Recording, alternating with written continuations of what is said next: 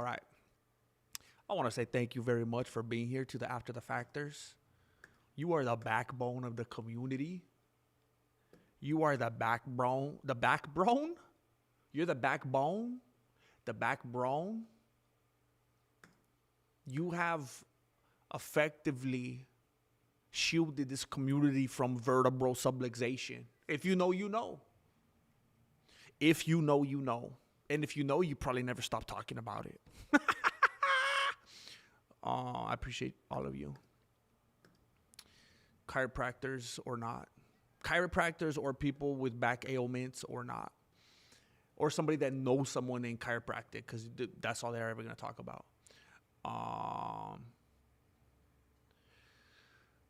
It's kind of like when somebody's like a vegan or something, you know, or they do like CrossFit or yoga or Pilates. No.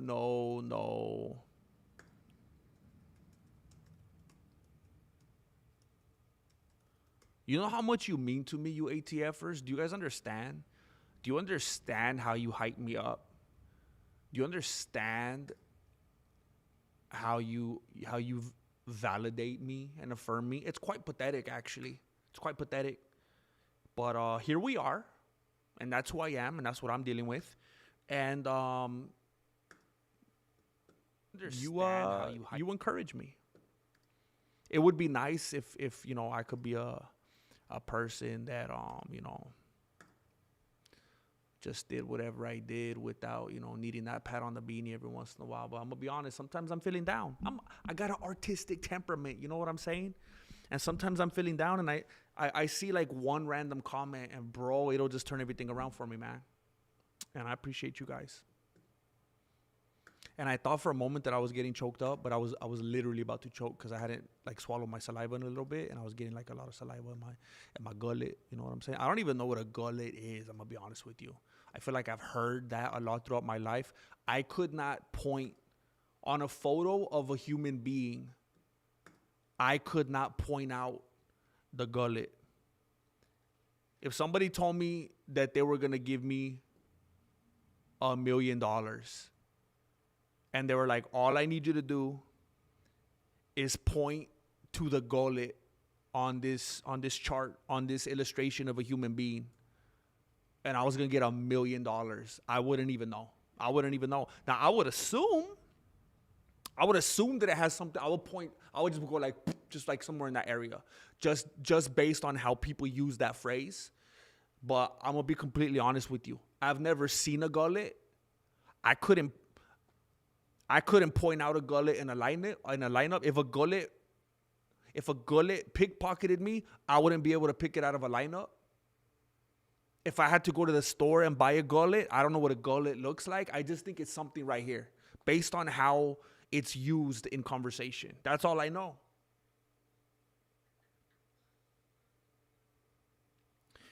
Look, right off the top, all right, right off the bat,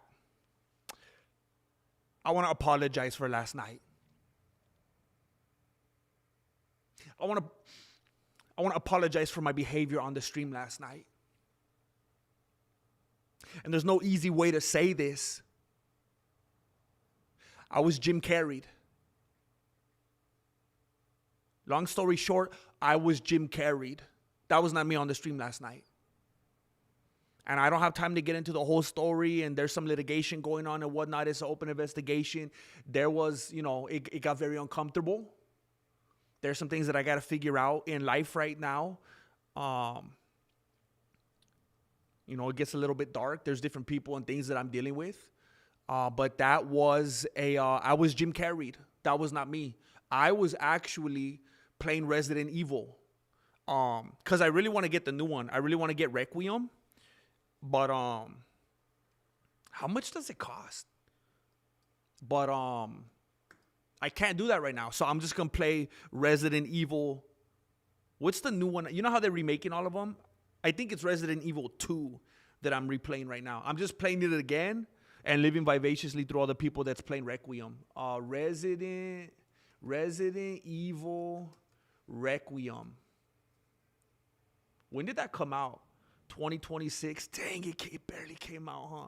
Everyone's playing it. It came out in February. It barely came out. That's why everybody's playing it.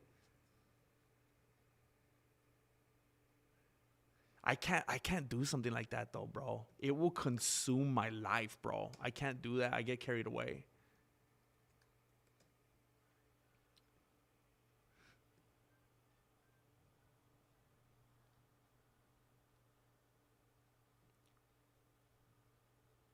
Requiem for the dead, nightmare for the living. Prepare to escape death in a heart-stopping experience that will chill you to your core. Oh my gosh, I want to play that game so bad. Oh my gosh, bro. Oh, wait a minute. For the PS5, I don't even have a PS5. Xbox Series. I think I have that Xbox though. I don't remember if did I tell you guys? Did I tell you guys?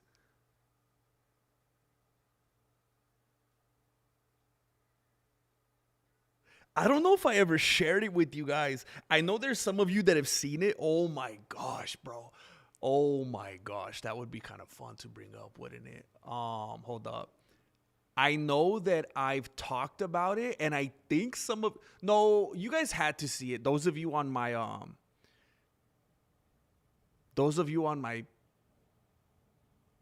Patreon and members tab saw it. But you know what? Just for some funsies right here, Just for some funsies right here. No, I don't want to play it from there. Let me try something. I'm feeling frisky today, I got a decent amount of sleep. I'm feeling kind of frisky right now. I'm gonna go for it. I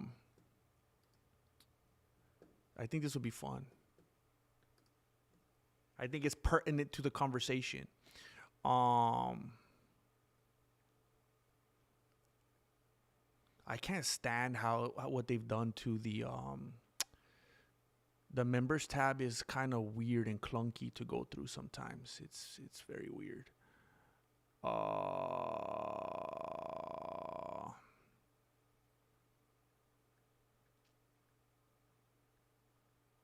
Man, there's that post that I did in my new dojo when I set it all up in here. I was so excited. I thought everything was going to be all different. Chale!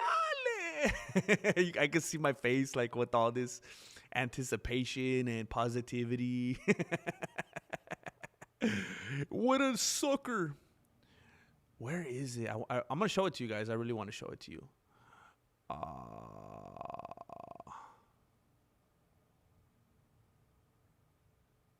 Oh, wow. This was a long time ago. Wait a minute.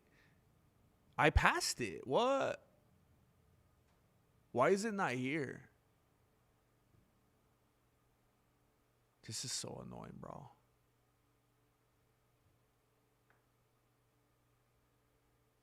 This is really annoying. Oh my gosh. I should have just looked on that Patreon. The Patreon is Wait a minute. Is it not here? I should have. It's actually going in order right now. I should have passed it. I know it's on the membership tab. I know I put it on here.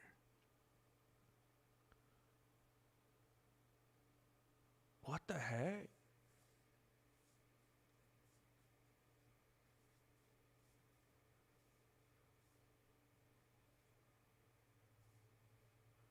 I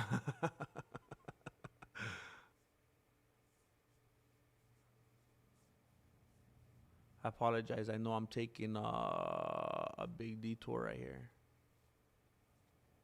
Oh, here it is.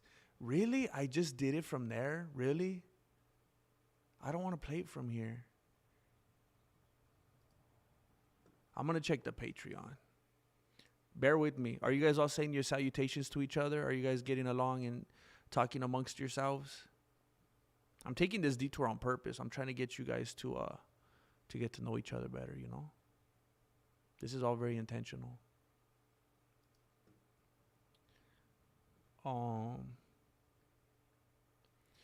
Remember when I would put videos every single day on the Patreon and the membership tab and nobody would watch them? That was funny, huh?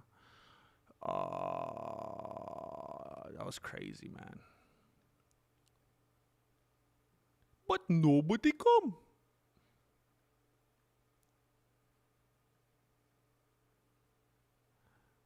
But nobody come. Um,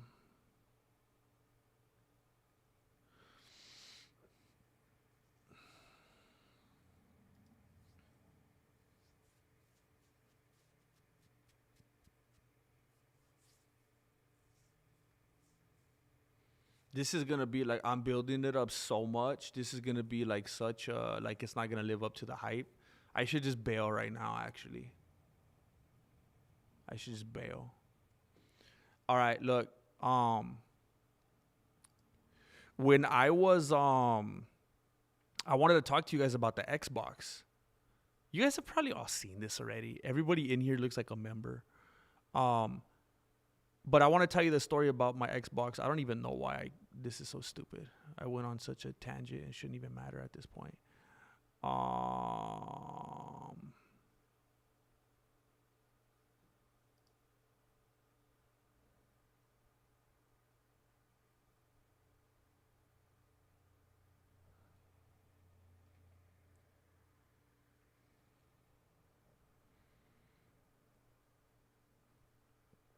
Never mind. Never mind. I don't care. I I won this contest when I was a car salesman. I won a national contest, actually, in the whole United States. They did a contest for all the Nissan car dealerships, and I won first place in the whole nation. And I won some money, and it was such a bad year. It was such a bad year. That's when I was like all gone, and it was like a rough time. And one of the things I was like, I'm gonna do is I'm gonna get the kids an Xbox. I don't even care, and then I'll pay bills and stuff after that. But I was like, I just want to give the kids some fun. So we got like the best Xbox there was. And that's why I have an Xbox, and that's why I took a 20-minute detour. Never mind. Melancholy, what's going on, man? Legendary Gnome, I hope you're feeling better. It was a bummer to see you not feeling well yesterday. Luis Angel. Isn't that a musician or a singer or something? Luis Angel. Disco Golf Hutch, what's going on, man? Karma the Schema, what's up?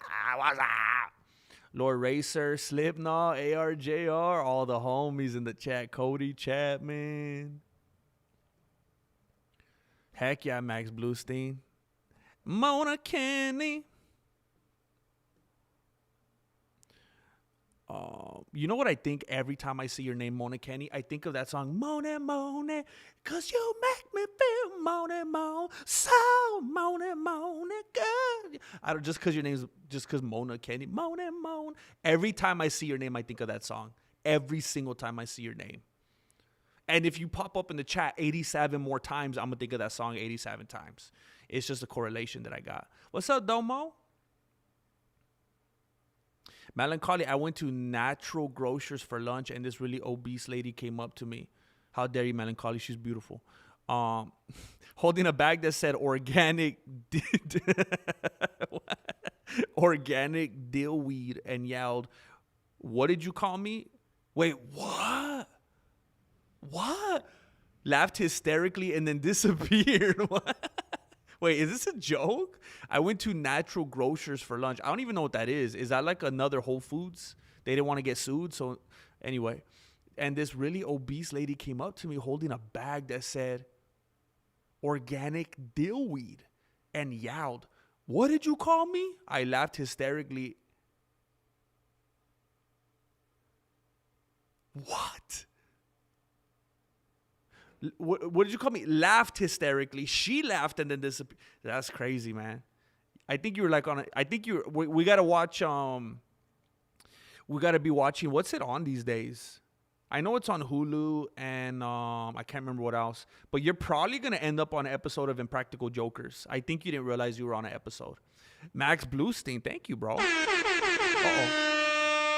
Oh, I couldn't hear it. My volume was down. Thank you, man. Thank you for the contribution. I really appreciate that. And there was some other people that I want to shout out right now. I'm going to get to the end of the chat, and I want to shout them out for donating off stream. And that is different, bro. I really appreciate people for doing that. Thank you very much, Max Bluestein, for supporting Goal. Thank you, bro. We got Disco. We got Disco in the chat. Resident Evil, the in-laws. Oh. Metro Exodus. Okay. Sega Genesis. Oh my gosh. Heck yeah, bro. You know what would make me feel good? Like, you know, and I think it has to be that. I think it has to be something nostalgic that takes me back, you know, makes me feel better. I talk about it on here all the time, how I love the smell of Play-Doh, and I'll just sniff it like as much as I can and just play with Play-Doh and like the texture and stuff. I love Play-Doh, man. Not Play-Doh Man. Like if there was a Play-Doh Man, that'd be a cool superhero. Play-Doh Man. But I mean Play-Doh, man. But you know what I think would also kind of take me back and would just put me like in a simpler time, and I think could just like lower the blood pressure and stuff like that, just make me feel good. Just to have like a cartridge nearby, you know, whether it's like a Sega, Super Nintendo, Nintendo 64. Dang, bro. Even just saying Super Nintendo right now, I could smell the plastic. I don't know what it is with me. I don't know if it's a Rick Glassman thing or what, but I'm very big like on smells. And like as soon as I said regular Nintendo, I could literally smell the console. Dang it. I think it would do me some good. Like, I think it would do my soul some good, you know, just to have like a cartridge nearby. And every once in a while, just... I think it would just take me back, bro. I think it would make me feel better. Just make me feel like a kid again. I'm still headed home from work. Dang. You got that commute? Nintendo Switch. Oh, that's too new, bro. Look at that. I love the emoji. What's up, Meek Slays?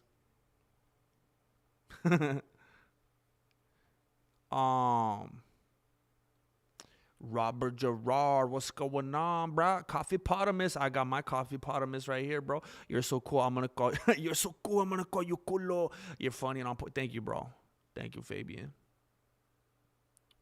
You're so cool. I'm gonna call you cool. I love that. Don't you bail out on us. What is that? What you mean? What you mean? Yeah. Dude, I was a mess last night, bro. And man, I was going at it with Gemini, dude. I was like, we were having a conversation about the algorithm and the platform and stuff. And I was doing research about a clips channel versus doing clips on this channel, and I actually learned something kind of interesting that, man, kind of impressed me from talking with Gemini, and it's something that I'm gonna try on this channel. I'm gonna flood this channel with shorts, bro. I'm gonna flood it. Some of y'all are gonna have to build an arc, bro. I'm gonna flood this thing, and it's not even gonna bother you, because I'm gonna turn the notifications off. Because you could do certain uploads and tell YouTube don't notify my subscribers. That way I'm just flooding the platform. I'm gonna put like 50 shorts a day, bro. So anytime like anybody in like Ethiopia, anybody in Australia, anybody in Bakersfield, like you put it on, it's just gonna be like, my shorts are gonna be everywhere, bro. My shorts are gonna be all over the place. I don't even wear shorts. I'm gonna give them all away to YouTube.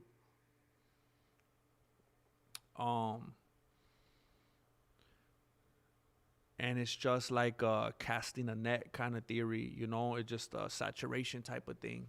Just overwhelm the platform. Just let them know who's in charge, you know?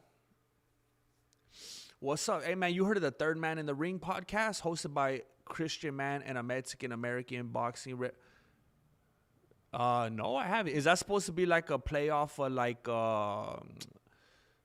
No, because that wouldn't make sense. I was like,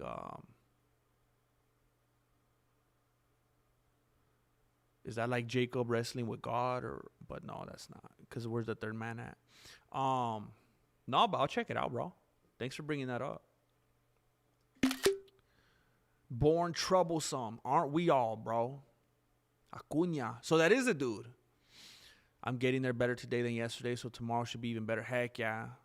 I got to admit, it's getting better. It's getting better all the time. Heck yeah.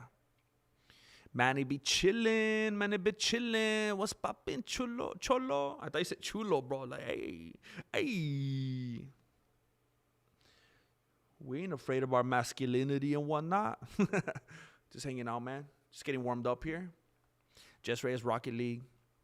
I used to play Rocket League with Jesse Jr. quite a bit. It's not for me. It's not my favorite. But he liked it so much. I like games like Resident Evil or Fallout where I could like live a real life in the game. It's kind of like a second life kind of thing, you know? I'm actually going to sleep and eating and traveling through houses and doing all this stuff, going on a mission. What's up, the Red Lick? Red Lich? Red Lick. Red Leak. Red like. I don't know. I feel like we've had this conversation before. Darren Miguel, hey, new sub here. Keep it up. Look at this. I'm always so happy to get a new sub, bro. It's kind of been a thing lately that has had me very, very excited. I thought that it was over, bro. I thought it was over. I thought we were never going to have another sub again. I thought we were just going to be working with what we got, you know? I didn't think my channel was findable anymore.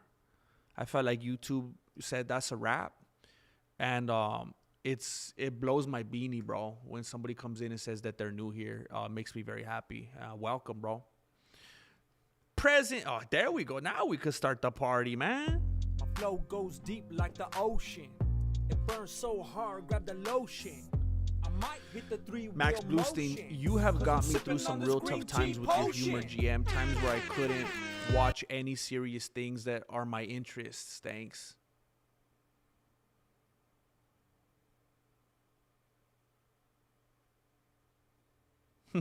You know what, Max? I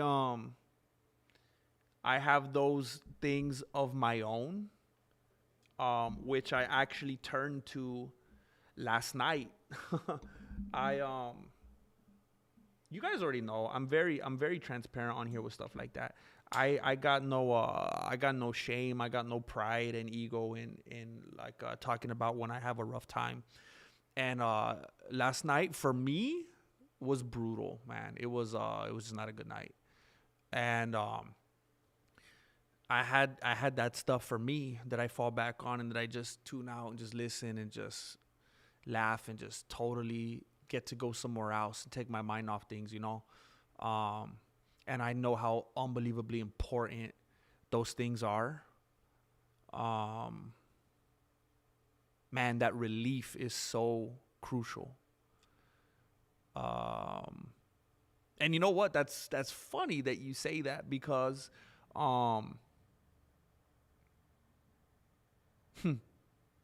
there actually were other things that for a moment I tried to watch last night, to consume, and I was like, I can't.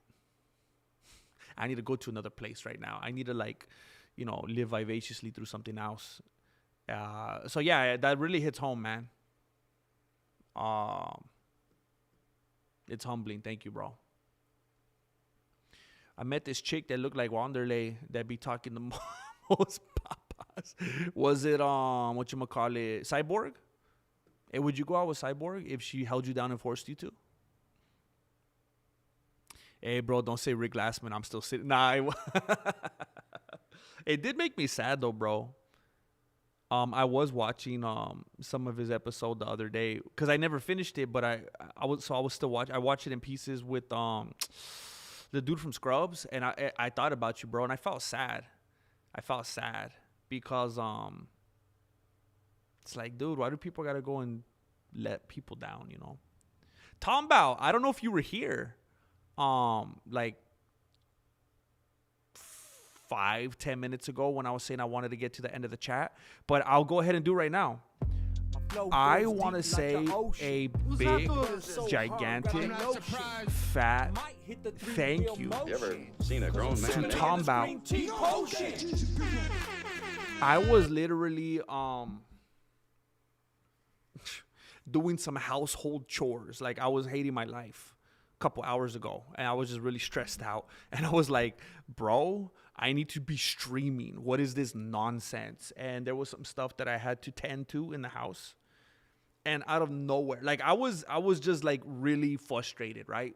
I was going all over the place. I was doing multiple things. I was trying to take care of something. Just, boring, day-to-day stuff that we all deal with. And out of nowhere, I get an email. I get a PayPal notification. And it was 100 big ones from Tom Bout. 100 dollarinis. I'm out here stressed out. I'm like, what the heck? I'm annoyed. I'm off schedule. Everything's going wrong. And then I get this notification. I'm like, what now? Is it Marilena telling me something else I forgot? Something else I got to do? And I see this notification. 100 big ones. And there's no glory. We're not on stream. It's not a party. There's no air horns to be heard. It's just in that off season, putting in those reps in the off season. When it's quiet, when there's no one else around, when the magnifying glass ain't there. And I'll put it on for you. I'll put it on for you now that we're here. Bring it to the light. I couldn't believe that. 100 big ones. And because I want to make sure that everybody's heard. It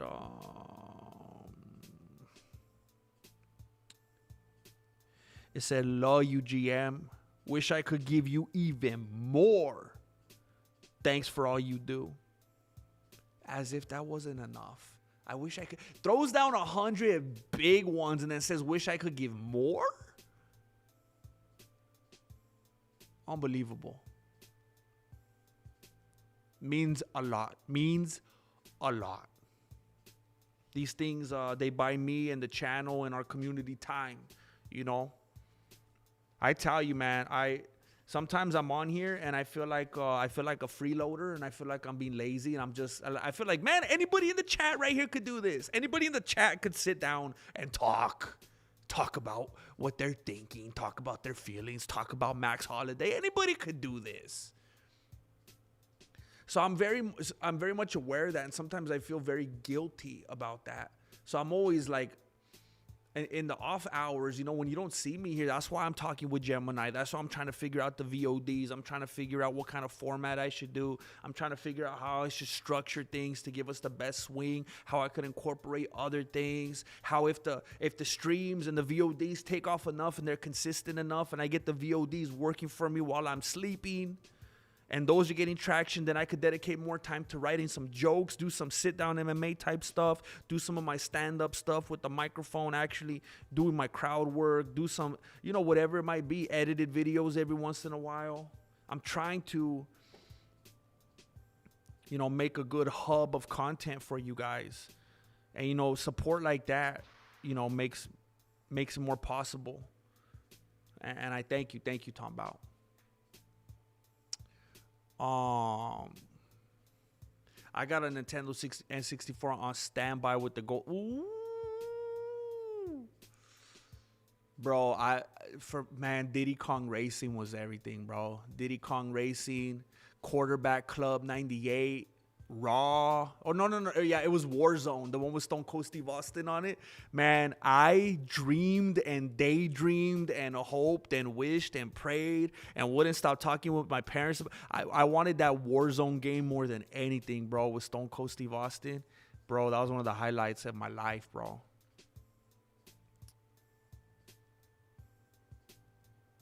Dang.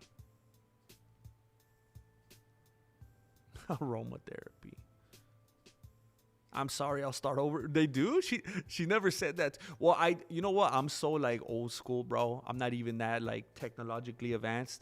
I'm always typing. Bro, I didn't even think about that. What a dummy. That's like the new tech, right? I forgot. Like, it didn't even occur to me that people talk to Gemini. You know how I've been talking with you guys for weeks about how I've been talking with Gemini? It's always typing. It's always through typing and text. Mike Alfieri, thank you, bro. Family. I got Michael Alfieri with me. Thank you, dude. Congratulations, Ben Whiffs. Take a whiff. Take a big whiff of that Mexican martial arts membership, bro. Get behind the paywall. Scope all the goodies in there, dude.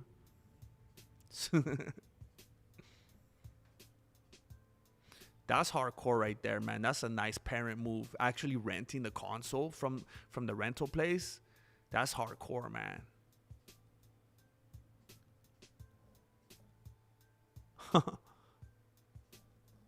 Bartolomeo.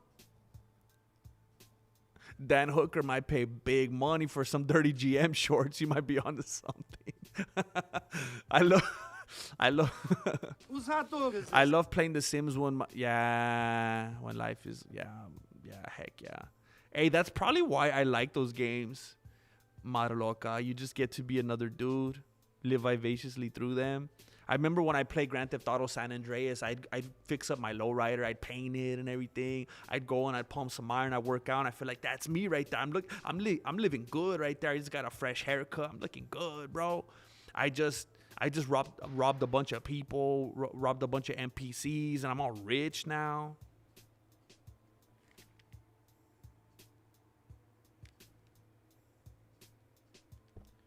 And then, like, you don't want to wake up to real life, you know? And then I'll be playing a game and I'm so...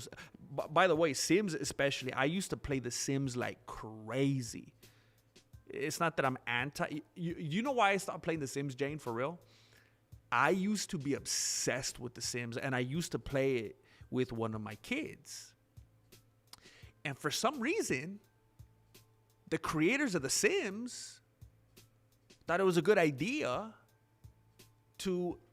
so there's like this any game I play, whether it's an NBA game, UFC, like I always want to play like story mode, and I always wanted to go somewhere. That's why I was never a big fan of games like, you know, like Rocket League, where you just play around and then it's over. You play around and then it's over. I want to play games where if I'm playing, you know, 30 days from now, you could tell progress has been made.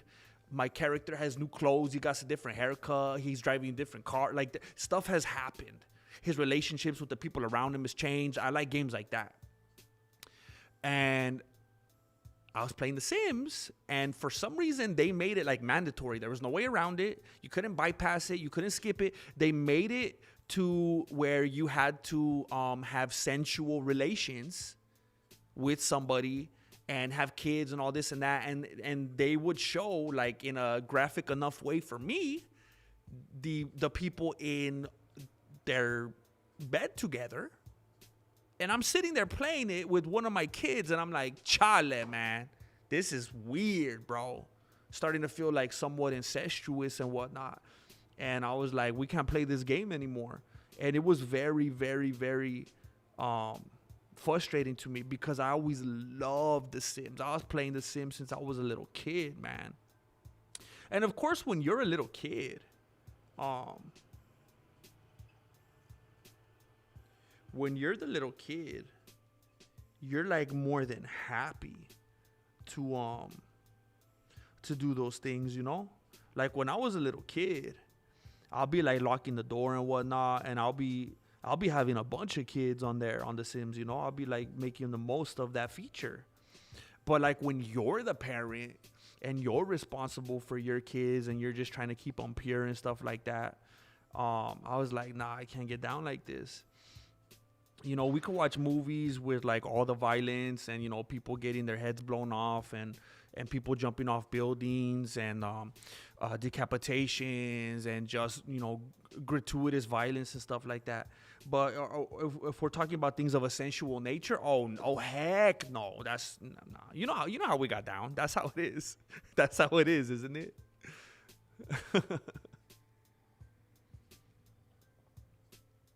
Kingdom Come Deliverance. Thank you for that, bro. Hey, I'm a big gamer, man. I'm a big gamer. I just feel like it's dangerous for me. Like, if I had no responsibilities or obligations, I would just game all day and night, man. I also want to say thank you to someone else that I don't know if they're going to show up. I want to take a moment right now to say thank you to James Bishop. James Bishop showed up out of nowhere the other day, and he hasn't been able to be very active in the community lately because of work. But he made it a point to show up off stream the other day. And he said, love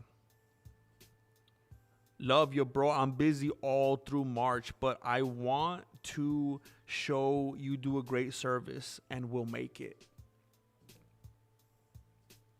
And I don't know if he's just getting the vibrations through the universe or what. I don't know if there's something through the grapevine. I don't know. I don't know because, I've had a rough couple days. I've had a rough few days. Okay, I've had a rough couple weeks, okay? It's been a hard month. Can we stop now? And James, he showed up and he was encouraging and he just slapped down 20 big ones like nothing, not even here. And I just want to say thank you, bro. He still has them rubber boots on and he's still doing his thing, even when it's not under the spotlight. So thank you, bro. Thank you.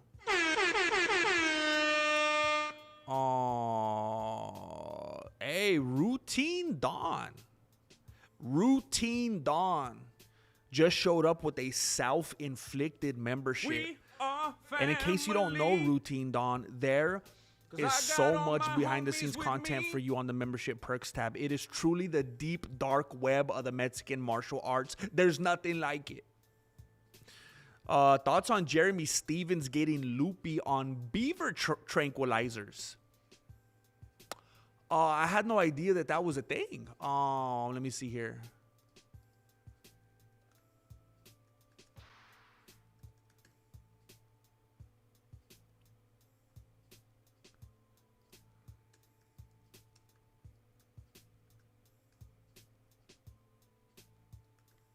What song is this? I don't like this.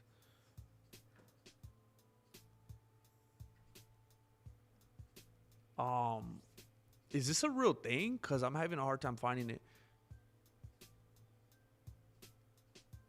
Is that not a thing?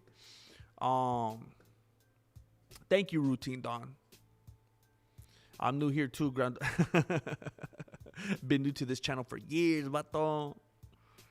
Hey, Bert, it feels like the first time. GM, what's up with that friend of yours that said he had a big opportunity for you? Did he say what it was? I'm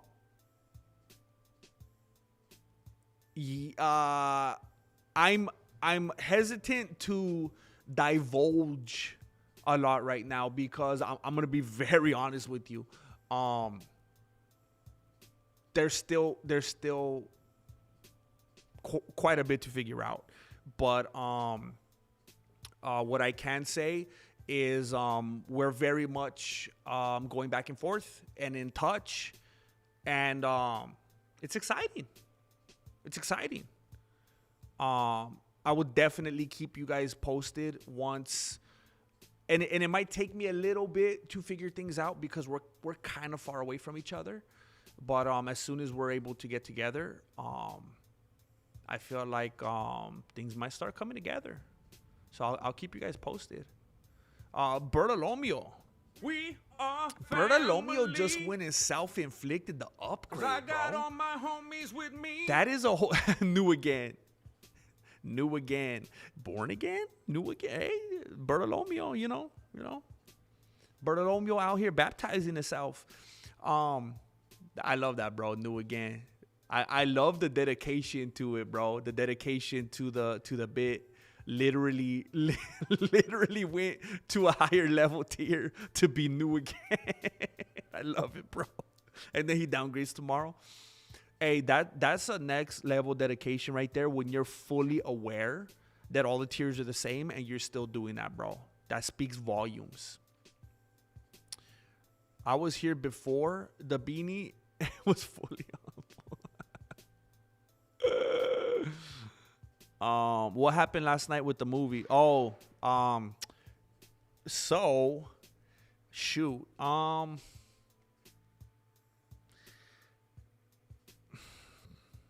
don't want to say something that comes out the wrong way. I felt like there was some stuff I was kind of out of control of yesterday that that either directly or indirectly affected my schedule, and we had to move it to, I think it's gonna be Thursday night. Well, it has to at this point, to Thursday night. And it's not because of that. I'm not acting like, but there was a number of things. Like yesterday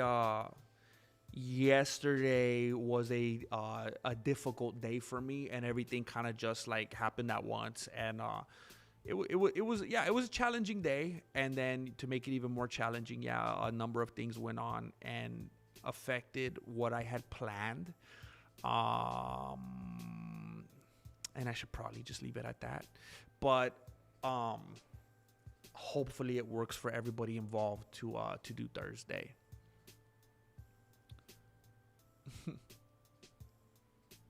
Thank you again, Tom Bao. What's good, GM? Delivering pizzas, listening to the stream. You want a pizza, homie? I wish, Brucey. Brucey, I don't know if you know this. I don't know how long you've been listening. I used to deliver pizzas. I used to work for Pizza Hut. I was a delivery driver. It was one of the most funnest times of my life. Cherish it, bro. Cherish it. That's actually, that was actually where me and Marilena got together. So maybe it was more of a, it's funny because I was working there with my best friend. And that's where me and Marilena started up, you know? So it's funny. It was a fun time. And, being a pizza delivery driver, it kind of felt like, you know, like Grand Theft Auto adjacent, you know. If every time I went on a delivery, it felt like I was on a little side quest, like a little mission. You never know who you're gonna meet, where you're gonna encounter, just a bunch of weirdo NPCs out there. What kind of a tip am I gonna get? Like, it was exciting, man. It was a fun time. I hope you're enjoying it, man. And it was probably definitely a different time. Brucey, where I worked at, I was actually talking about it like the last stream or the one before that. We would just make pizzas whenever we wanted, bro. Our store manager,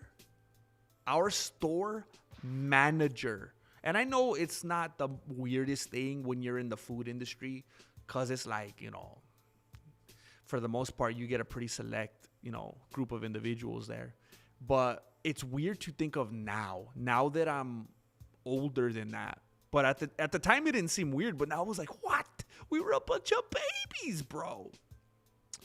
Our store manager was 23. She was a baby. She's 23 years old. And we would just, like, if I wanted to, like, say I would come back from a delivery and I was hungry, I would just go make a pizza. And it would just come out of the oven, and I would just eat it. And I would just put it in a box and eat it throughout the shift. And then I'd make another one when I'd go home. And nobody thought anything about it. It didn't feel wrong. It didn't even occur to anyone, like, is this wrong? Would anybody from any perspective consider this stealing? Everybody was doing it. Everybody was complicit. It was a good time, man. Bertolomeo. Bitch. I'm getting faster, Bert. I'm getting faster, Bert. But Bert likes that pink queso and them verde goats or them green chivos. Frijoles, frijoles. Cool. Bro, you almost got me. You almost did me like Michael Bisping. We come here for you, but also for the community. Everyone in the dojo brings a piece of the magic. Hey, yeah. Oh, it's magic. You guys do. You guys do. If that wasn't true, I would always just be in the room by myself. I would just stream to myself on a private stream. You know? I would just be a cam boy with the monitor right here, just watching myself. Don't overthink it. But it's true. That's why it's what it is for me as well, because of what you guys bring. Video games are my gateway drug. Quit them cold turkey. Dang. Yeah, I mean, hey, I get it, bro. I get it, bro. They could take you off of everything else in life that you should be doing. They could make you complacent and numb and a zombie. Some people could do it. Some people, it's just like some people could watch something and listen to certain stuff and it won't affect the way they act. It won't affect their behavior. They won't start talking like it. They won't allow it to, infiltrate their being. And other people will watch stuff and they're super impressionable and they'll get influenced. So everybody's different, because I don't want anybody to try to be like, oh, that's dumb. I could play. And everybody's different, man. What's up, Ryan Lowe? Not everybody could do what you do, GM. You're insanely talented, charismatic, and hilarious. I don't know how you could riff off the top of the beanie like you do and still be so fun and entertaining to watch. Thank you. Thank you. I don't know what to say to that except for thank you. Those are very, very kind words. And you know what? Now that you say it, yeah. I feel like I've watched channels before and I'm like, darn it, I wish my channel was successful, because I feel like these fools aren't, quite, riffing off the top, but don't matter. It don't matter. Let's not get negative about it, right? Thank you, Tom Bow. That's what I'm talking about.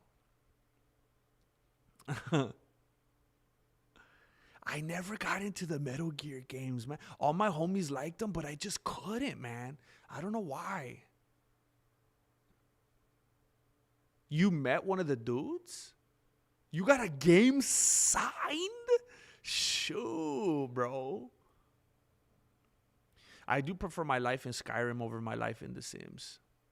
But I like to decorate.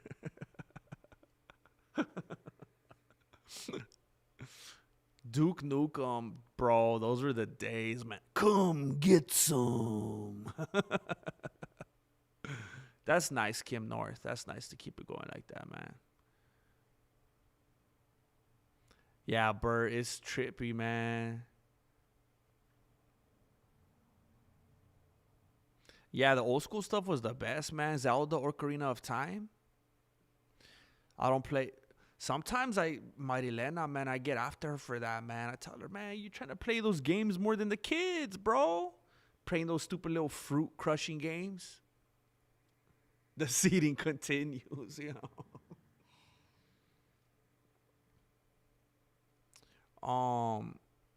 Yeah, Jess, it's kind of disappointing sometimes. Sometimes it's just like, it's a little too much. And it's not like I can't handle it.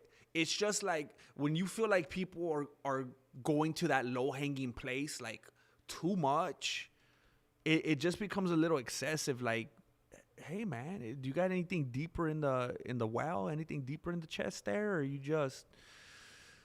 It gets a little redundant,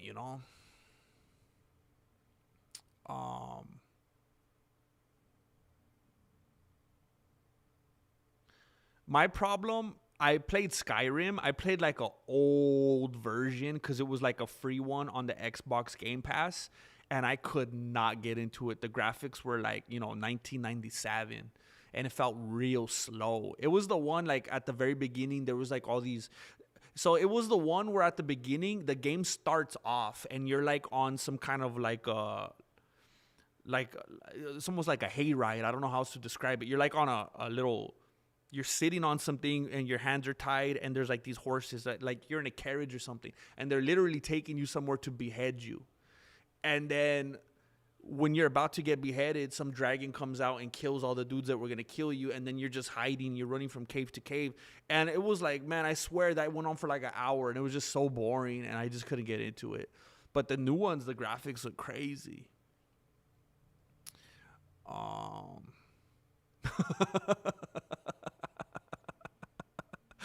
Chain. Oh my gosh. I'm not surprised.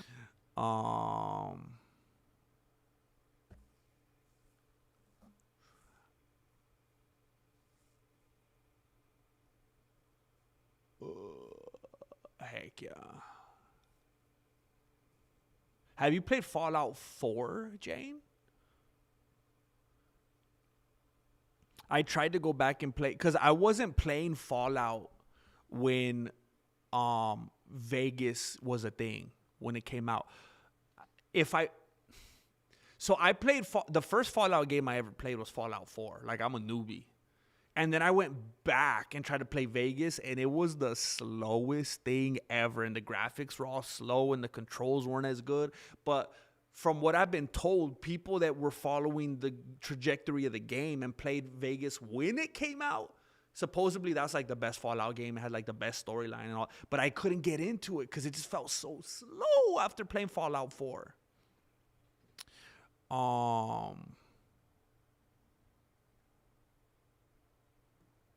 Why did the chat skip on me?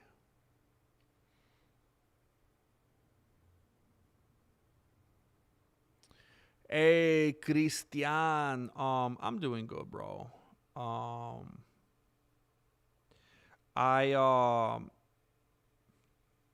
You know what? What was I listening to? It was actually Dana White, but I don't remember what it was. I don't remember what video it was. I don't even know why. And look, he said something that I've heard so many people say so many times over the years. I've heard this a bunch of times throughout my life. But it was like I really needed to hear it the other day. I think it was like within the last day or two. Might have been yesterday. I saw this video of Dana White.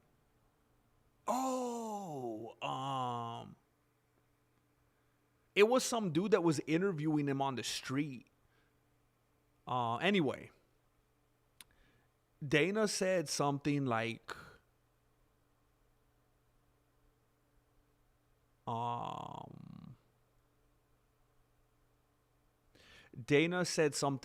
if you're not happy before you make money and before you're successful, you're not going to be happy when you get it either. And I know a lot of people say, well, that's stupid. That's easy for someone to say with money. But we've seen it time and time again with people that we know, with celebrities, with YouTubers. We've seen it where someone comes along, they make a name for themselves, they make a living for themselves, they get some money, and they're still miserable, and they're depressed, and it doesn't work. It's not what they thought it was going to be. I remember I thought that. I remember when I was like a young man. This is how stupid it was. I remember when I was so young. I remember when you're like a young teenager. You get to this age at a certain point where you just feel so like suffocated, and you're like, especially if you're like a boy, I think. And I don't know, maybe I'm being sexist here, I don't know, but I feel like especially a boy that feels like I gotta branch out, I gotta be a man, I gotta do my own thing, I remember feeling like once I get a job, I'm gonna be happy.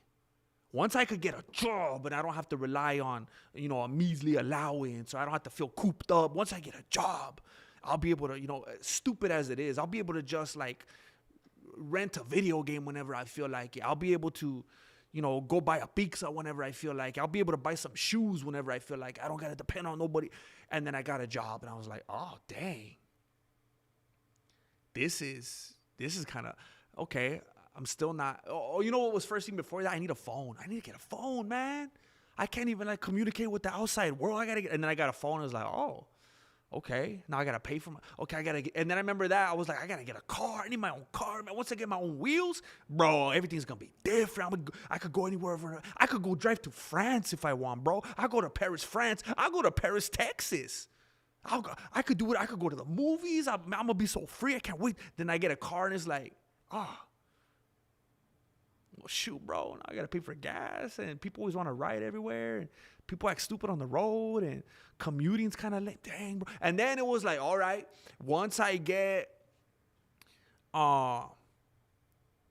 you know, like once you get a girlfriend, you know, I'm just alone, bro. I just need to be somebody. And then you get with somebody, and like, you know, no disrespect here, I'm not trying to, but like the person, and some people are gonna disagree with me here, and that's fine. That you can't rely on another person to. This is a tough one. Because I do believe that the male and female, I do believe that they complement each other. I do believe that there is that partnership there and whatnot. But here's the tricky thing. They're not. Don't make them your idol. Don't make them your God. You know, because if you're looking for them literally to fill that hole in your heart, that's not gonna do it. That's reserved for only one. You know. But if you're thinking of it as the end all be all, just being with somebody's gonna make me happy and feel, you know, fill in all those holes. You know, not, I'm talking about in a metaphorical way, of course, because you might say, hey, well, I did feel them, you know, but we're not talking about that right now, bro. I'm not surprised. Send him 2-3 years Dagestan and forget. I'm just saying, like, if you're thinking that that's gonna solve all life's problems, and well, I'm just alone, and once I'm with somebody, I'm gonna be no, because then you know. Unless you got like an AI robot that you ordered from somewhere, you guys are gonna have disagreements. You're gonna have different views on this and that, and blah blah blah blah blah. And you know, you're gonna butt heads every once in a while. And then if that's what you were relying on for your happiness, that's why a lot of people, well, I'm gonna get divorced then because I'm not happy anymore. I was with them because they were supposed to make me happy, and now I'm not happy. Well, you went in with the wrong intentions, and then you're like, oh, maybe once I get a house, I'm going to, and then once I have kids, and I'm saying all of these things are good things, you know, but the advice, dang, Christian, I'm talking about this for a whole hour just because you had one simple, it's like what Dana White said in the video, if you're not happy before you get money and success and all that, why do you think you're going to be happy after? And I could think of things right now, like tangible things, like, oh, bro, hey, Dana, I get it, but if I had your kind of money and I could make this, that, and this thing go away, and I wasn't living with the stomach ache every single day anymore, I'm pretty sure I'd be happier. But it's easy to say that, you know, because there are people that are filthy rich, and they're doing good, and they're successful, and they're depressed, and they're killing themselves. So he was like, hey, if you're not happy before, you're not going to be happy after. Figure that out. Just be happy. Figure out what you need to do, what you need to get squared away, and you know, take care of yourself. And Christian, I just got to be more intentional about that. I got to be more conscientious about that. I find it too easy to focus sometimes on the things that I'm struggling with, on the things that are frustrating, that are difficult, that I can't figure out, that I just can't make any progress with. And I feel like I'm living in Groundhog Day, bro. And I just, you know, it's crazy to me sometimes when I encounter people through whatever means, you know, someone at the store, a relative, so whatever it is. Sometimes I'll encounter somebody that's clearly, objectively doing far worse than me. It's like, man, they seem happy. They seem jovial. They're pleasant. And it's like, I got no excuse. So it's like what I wanted to kind of respond with just right off the dome, bro, is like, yeah, you know, I've been better, but you know, I shouldn't think like that, because things aren't that bad, you know. I could just make the decision and just take on that state of mind to be happy. You know, everyone else is doing it. I could just identify as a happy person, you know?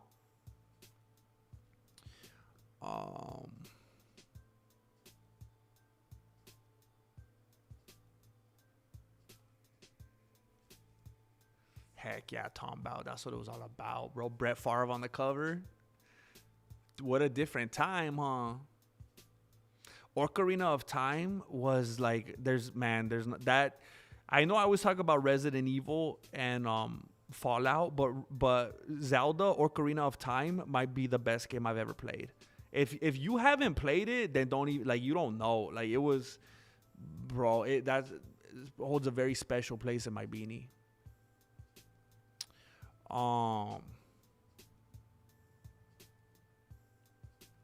Breath of the Wild was hard, man. Yeah. Hey, Kim North, I'm very frustrated, bro. I'm very upset if Breath of the Wild is the only one you've played, I'm frustrated on your behalf.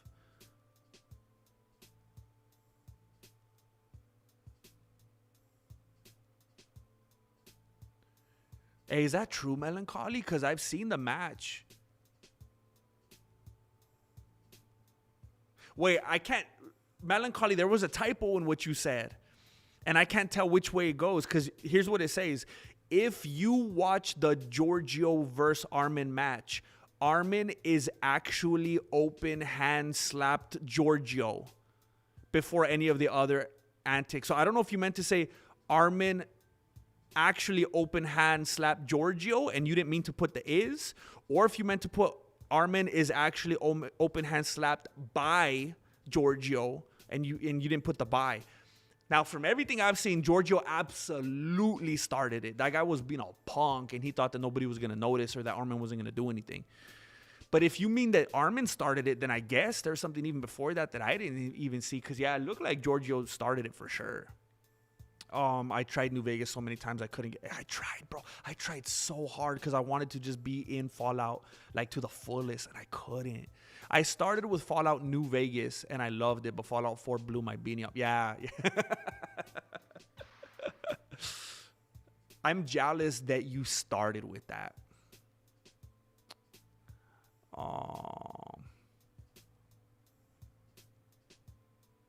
What do you think if you acquire a dog? I love that. If you acquire one.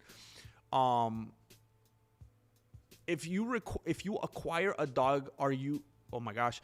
If you acquire a dog, you are responsible for 3 walks per day as part of getting a dog. Those people who don't walk the dog are bad? Ooh, you're putting me on the spot, bro.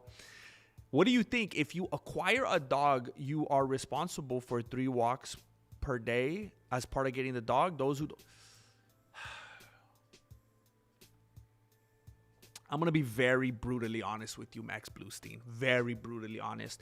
And I don't mean to disrespect any of my culture or the things that I was around. I come from a culture... I come from a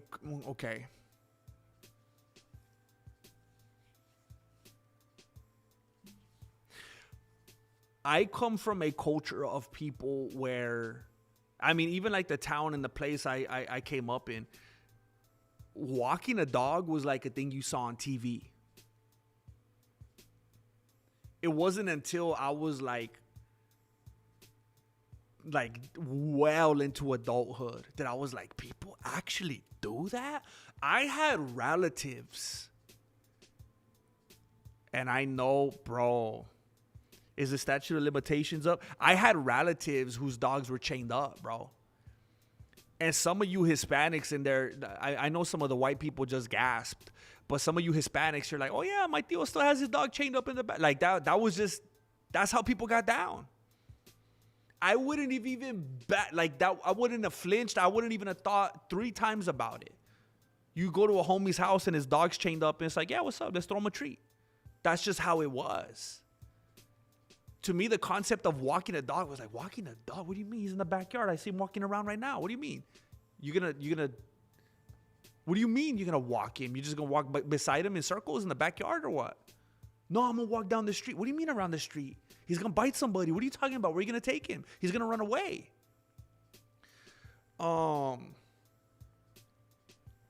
And like, Marilena and the kids would walk our dogs and stuff. And I would try, bro, but they would frustrate me, man. And like, I know it's weird. I know that's like the whole point. I would go with them sometimes, and it's like, I'm not down with my dog sniffing other people's flowers and peeing in their yard and stuff. I don't like that. the way I look at it is like, I don't want some dude coming over to my house just to pee. So like, I don't, and of course we pick it up and stuff, but I don't like I feel like bad. I feel embarrassed. Like, I don't want to, cause I know I don't like when, and maybe I'm just being like, you know, that dude from Dennis the Menace. I know I don't like dogs coming and going doo-doo plessy in my yard. I don't like it. I remember sometimes I'd be at the kitchen window or whatever, and I see a dog just come and chorro all over the place, and I would get defensive, bro. I wanted to go smack up that dog and the owner. So it's like, I don't want to be that dude. But that's a tough one, man. I gotta maybe let some other people chime in on that one. I mean, maybe it depends. Do they have like a big backyard to run around in, get the exercise, play a lot of catch?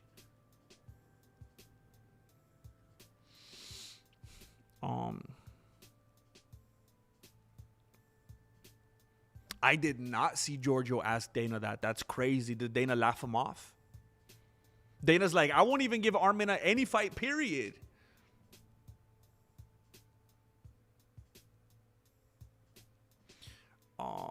Yeah. Yup, always looking for the next best thing. Yup.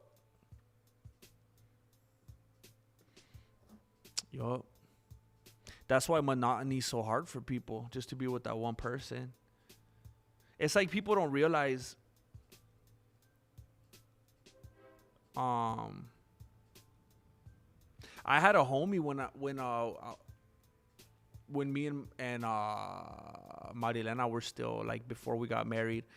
I had a homie that was like on the verge of you know, committing to this lady as well or not, and he was having some issues, and you know, they were thinking about breaking. He's like, you know, I'm just gonna start over. I'm gonna get, like, he was basically talking about how he was having issues with this lady, and you know, I'm just gonna go get, and it was stupid. The way he was thinking, like he was just gonna go get some other girlfriend because this one was irritating him, and there was some other girl that kind of liked him or whatever, and she was like more pleasant to be around. And I told him, I was like, bro, do you know why the other girl seems more pleasant to be around? Because you guys aren't dealing with each other on a daily basis, having the obligations and the responsibilities and the things that go along with being with someone in a serious relationship that's committed and about to go to the next level. Of course, it seems all willy-nilly and light and easy with the other person. I said, if you went and got with that person, you're going to have the same problems in 6 months, 9 months, 12 months. Because as it starts to get serious, you guys start to think, well, what's your stance on that? How do you feel about this? What are you going to act in that situation? What do you do with the kids, with that, blah, blah, blah, blah, blah, blah. And then it gets real, and then you start butting heads. And I said, of course, if you're always looking for that next thing, you're gonna burn yourself, bro. Once it starts to get serious, you got to learn how to navigate those things. You're always gonna be able to look at someone else and be like, well, they don't give me stress. This person that I work with, they don't act like that with me. Yeah, but if you were with them, they would, and you would act dumb with them too. People could just be so short-sighted sometimes.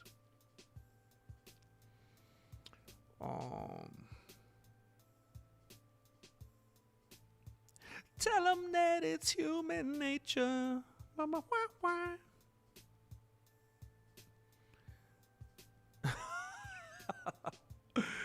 Angel Padilla.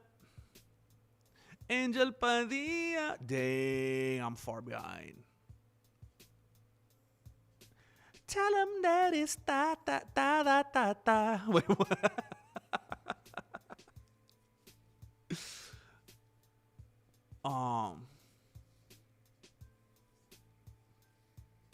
No, yeah, Jane, I have to be very, like, I have to force myself to really be objective about that, because I fully believe, and this ain't the same for every case. Like, there was a time in mine and Marilena's relationship that we could have had all the money in the world and it still would have been rough. But I believe, like, at this moment in time, right now, just taking everything in our lives in account, yeah, I feel like money would fix everything. But I'm just trying to be objective about it, because if you have sadness, if you are a super depressed person by nature, if you're a self-sabotager, if blah, blah, blah, blah, blah, blah, blah, blah, then yeah, that's not going to fix you.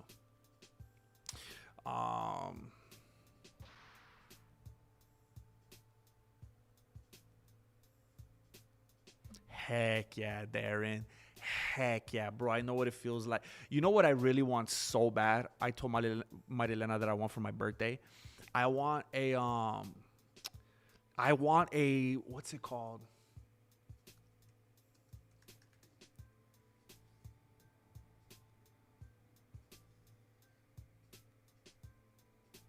I mean, there's different versions of it. There's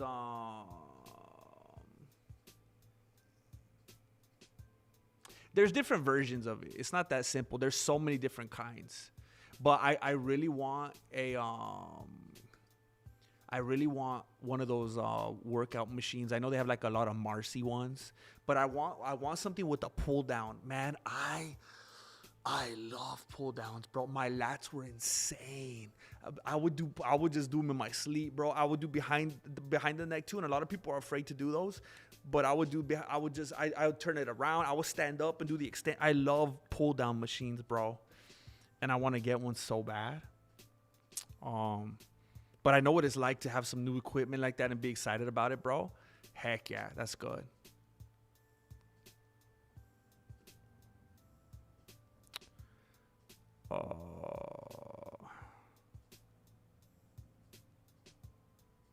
Oh, dang, you're a dog hater? No. Wow, how could you be a dog hater, bro?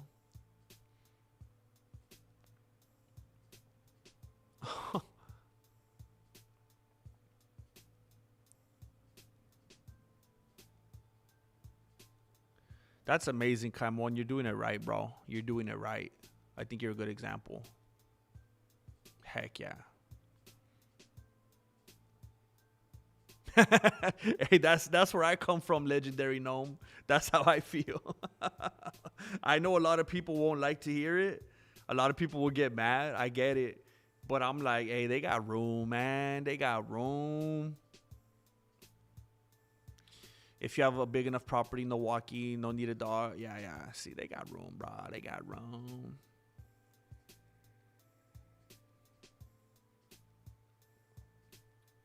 Yeah, and those who don't take along a poop bag when they walk their dog. Hey, bro, yeah.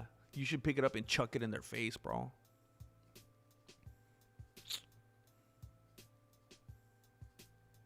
Yeah, if you don't have that, yeah, man, if you don't have that kind of room. It depends. A lot of it depends on the size of your dog. I mean, from everything that I've been exposed to, I think the bigger the dog is, like for hips and joints and stuff, they need to move around more. Now, if it's like a Chihuahua, if it's one of those little toy dogs or something like that, that's a lot different. Just play fetch with them, make them run up and down the hall, you know, breathing heavy and stuff to get in their workout. Do they know the difference? Do they know the difference if they're walking around the neighbor's block or if they're going up and down the hall 1,500 times? Of course, you want to let them get some sun, let them get that vitamin D. If you got some room in the backyard, even if it's not a gigantic backyard. Oh, that's beautiful melancholy. Yeah, that's a big dog, huh? Oh. Yeah, it's hard, man. It's hard when someone don't like dogs. No, you like cats, the spawn of Satan. Oh, no.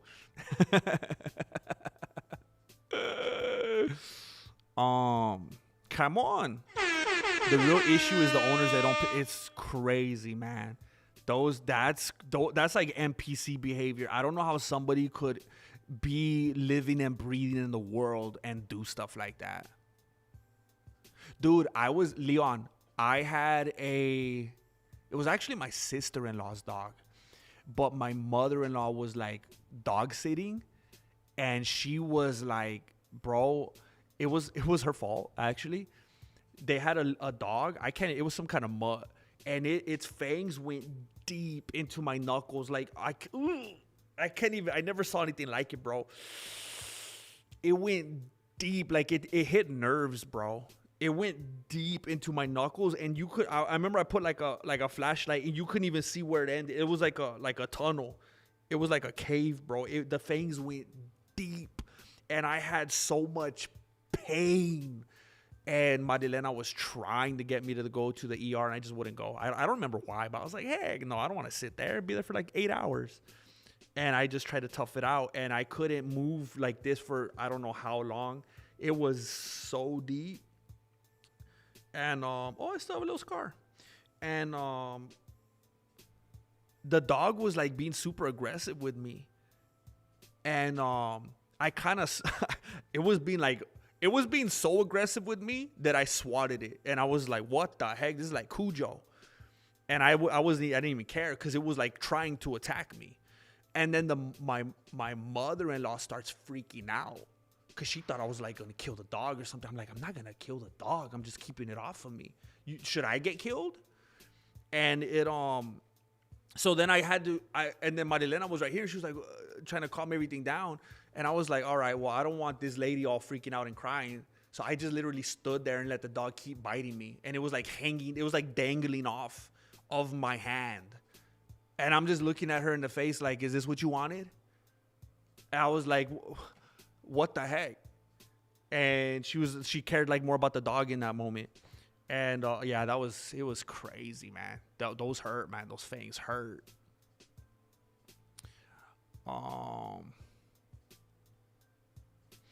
Growing up, we didn't walk our family dog because all she wanted to do was cuddle. We let her run around outside if she wanted to, but she'd always end up chilling in the grass. Chilling. I don't think I emphasized that clearly enough. Chilling in the grass was the word. That's good. And then, yeah, a lot of it depends on what kind of dog, what kind of breed. You just got a little cuddle there.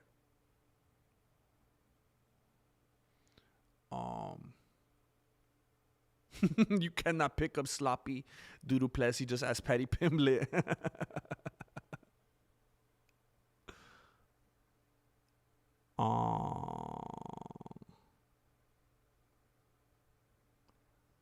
Yeah, definitely all girls are not made alike.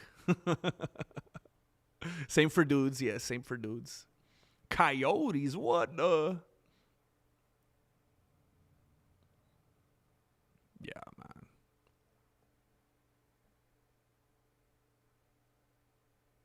Yeah, that's kind of the culture. That was definitely the culture that I was around, Jane.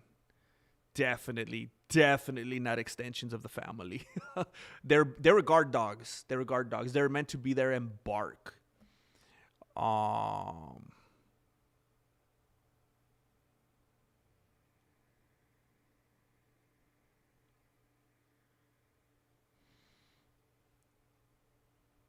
That sounds extremely healthy, legendary gnome. I love that. That's amazing.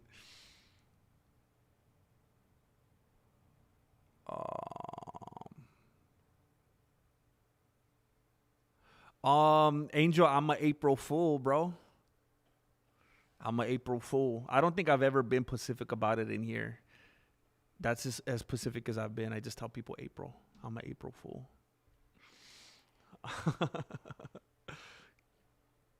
A bouncy castle. I've always loved that though. I'm an April Fool. Where my April Fools at? What the? I love pull down machines, man. I love them so much. Stallone over Arnold. That's a tough one for me, man, because Arnold. Dude.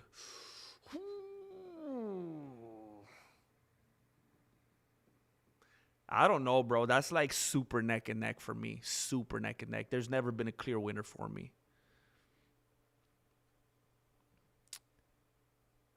I think Stallone's movies were definitely more a part of my childhood. But as I got older, I started to really have an appreciation for Stallone stuff. Dang, cats over dogs. Dang. Maybe a cat dog. Don't cats like always do nothing but diarrhea? Have they ever pushed out a solid?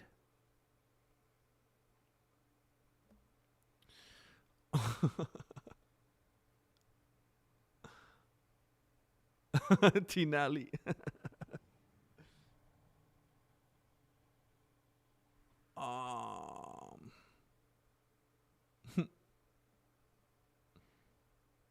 Oh, dang. We're close, Lord Racer.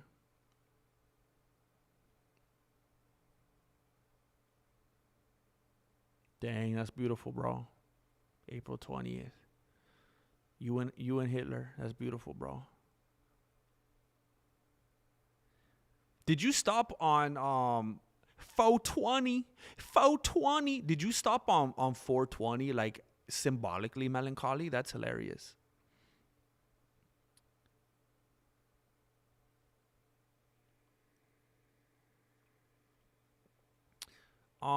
So anyway, we were supposed to talk about some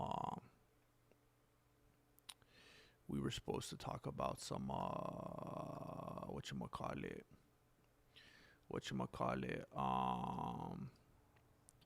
Look at that face, huh? The face only a mother could love, huh? Oh, sure, you could hear a voice. Your Max Holliday's voice kind of sound like Mike Tyson. Max Holiday kind of talks like Mike Tyson, doesn't he? A little bit? At least a little bit, or no?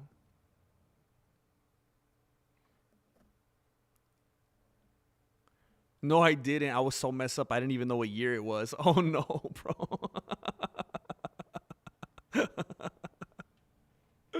Hey, Jay Smith is in the chat. Kanye fan, what the? Let's see what we got going on right here. What do we got going on right here? How Max Holloway took UFC's BMF title from novelty gimmick to prestigious honor and why it had to be him. Does anybody agree with this sentiment? Has it become a prestigious honor? Does anybody feel that way? That Max impression was wild, sounded like a British gangster. I've had a hard time putting my finger or any of my digits, frankly, on how Max Holiday talks. The other day I was listening to an interview with him and it kind of sounded like Hawaiian people don't sound like that, right? That's not how BJ Penn talks, is it? So I don't know where that accent is from. I feel like the way Max Holiday talks is like if he had never been to Hawaii and he was trying to imitate a Hawaiian person. It sounds like he's role playing. It kind of sounds like a bit. Why are we talking about bologna when I'm hungry?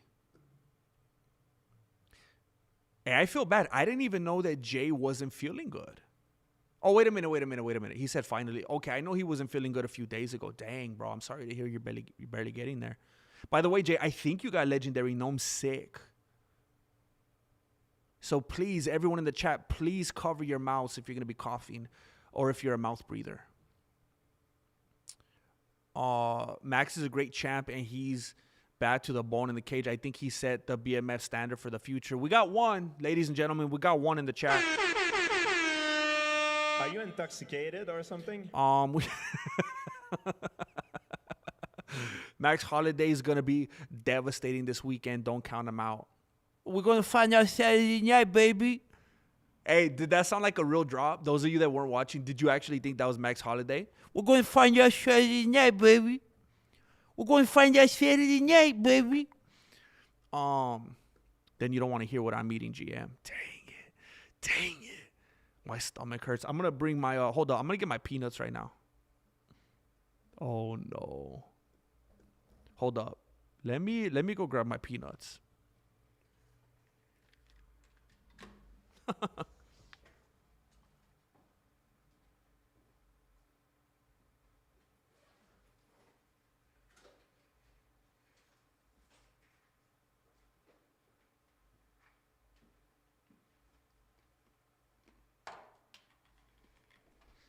I haven't eaten today, so these unsalted peanuts it's like I might as well be eating Chinese food, bro. It's just hitting the taste buds like,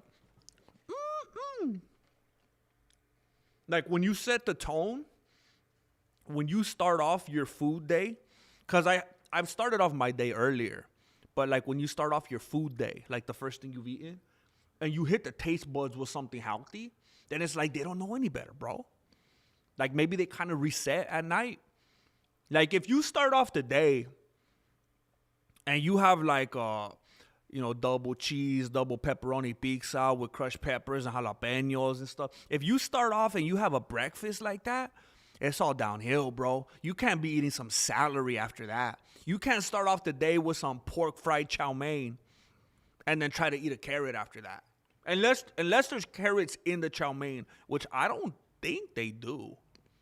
I know some places try to get a little frisky and they throw in different vegetables and stuff like that. I don't think I've ever seen a carrot on my chow mein. But if you start off the day with some saltless peanuts, you're good, bro. You're good. You finish your saltless peanuts, you'll be like, man, I feel like I could eat like a grapefruit, maybe whatchamacallit, couple plums. Give me some of that squash. Wait a minute, hold up. I gotta start writing scripts, bro. I can't be off script. Dang, Jay, like that? I wish, Jane. BMF is just another gimmick title. No, that sounds like every drunk guy at the bar hitting on a girl. You don't think I sound like Max? Nobody here thinks I sound like Max? Are you a mouth breather? They usually don't like olives and mushrooms.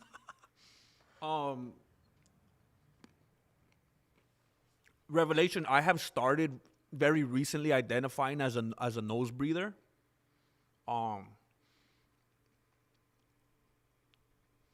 And I think it's very important to make the differentiation because I think some people will say, hey, are you a mouth breather or do you breathe normal? And I'm like, chale. It's just like I call people round earthers. I don't think we should normalize, is it just, you just believe normal or are you a flat earther? Now there's flat earthers and there's round earthers, all right? There's mouth breathers and there's nose breathers, all right? But I love mushrooms.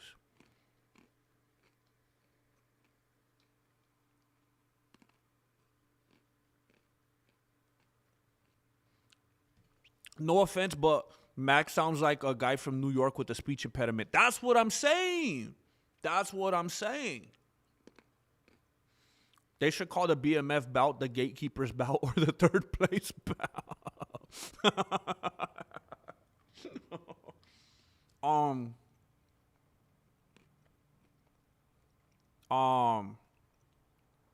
Where the heck am I?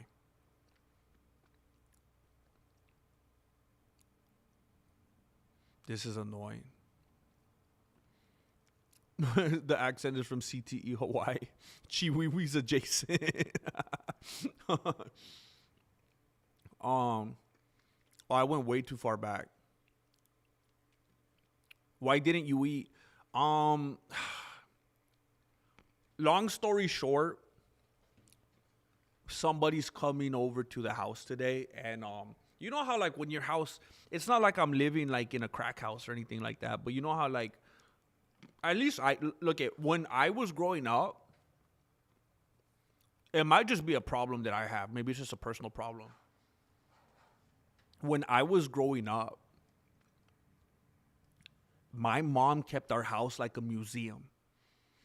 You could go to any part of the house and go like this, and it was squeaky clean, bro. Literally. I heard, like, I'm traumatized by the sound of squeaks. I heard squeaks my whole life. Everything was squeaky clean. I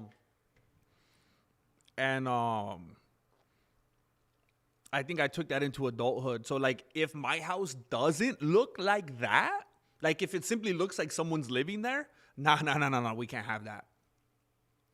And it kind of bothers Marilena sometimes because in her eyes, it'll be clean in her eyes. And I'm like, oh, she has them Tomas Aspinall eyes.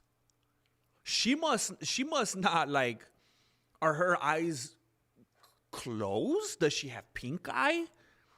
Does she have a film of whatever they call it?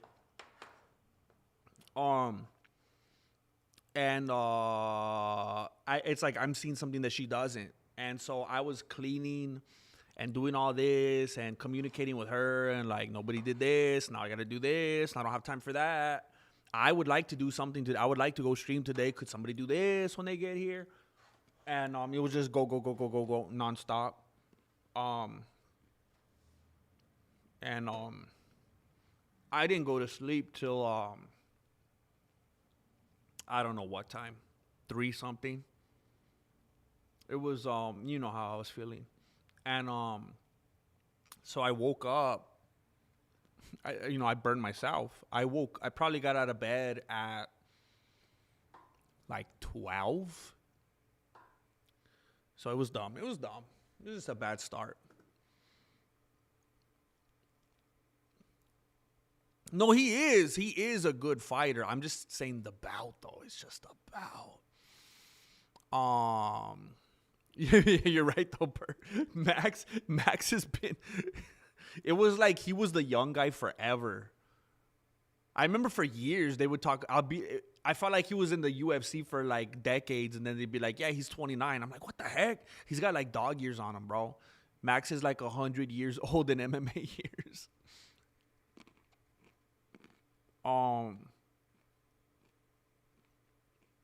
GM's word of the day. Wait, what did I say? What, Yubo? Plain rice? Ooh.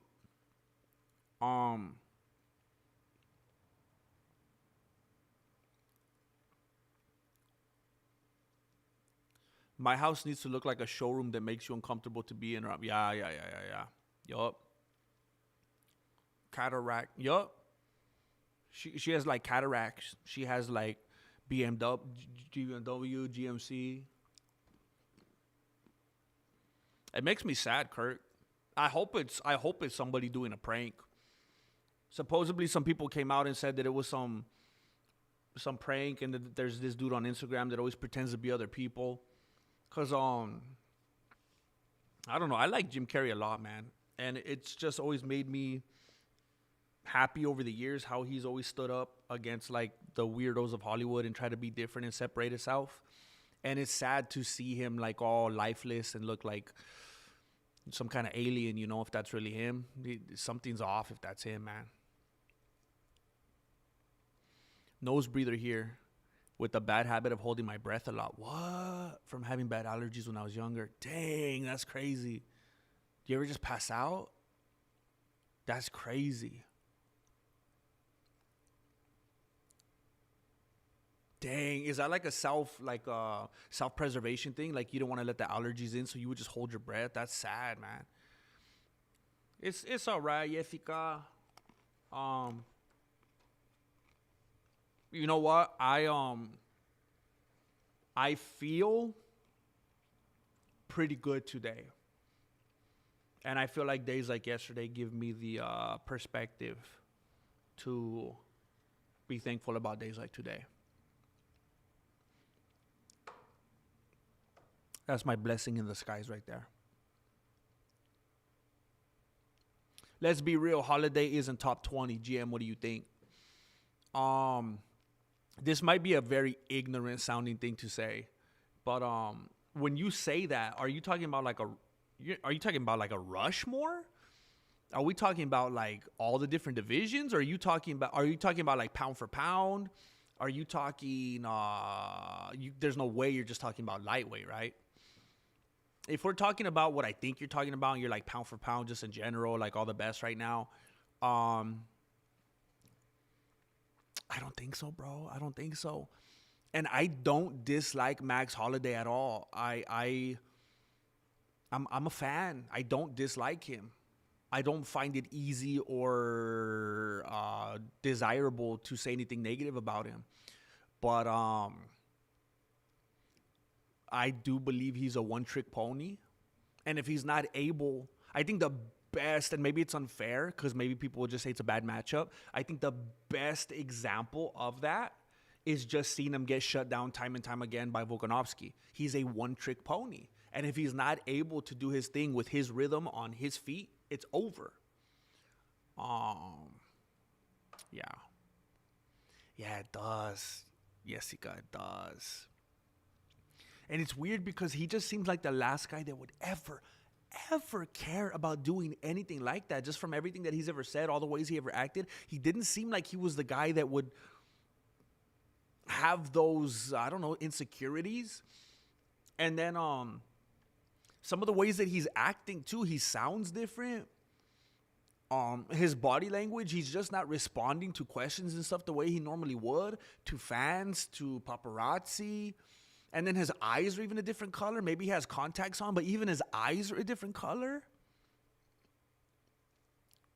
I said that. You know what, Jay Smith, every once in a while when I'm watching videos back to try to clip moments or whatever, I noticed that I'll say things incorrectly. I'll misspeak, and it's like I didn't even catch it. And it's like, how the heck did I say what I just said and not even notice?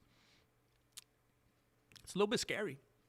I hope so, Bardo. I hope so. Thought I missed it. I popped in a second ago at a weird time. Something about girls and guys being created different. A little bit. We're just a little bit different. Just a little bit. Jay Smith. Oh, no. He went full Andy Kaufman, huh? It's too late, Tinali. We saw you.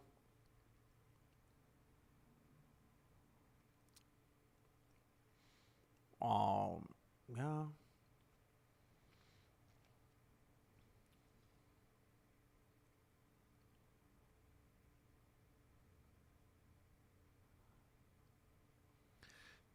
Yeah, it's you know, Tinali, a lot of people like to pretend and live in a reality where they want to believe that stuff like that's not possible. And I think that would be very naive of us. I'm not saying 100% he must have, and I know that for sure. But I think it's a little naive for us to be like, impossible.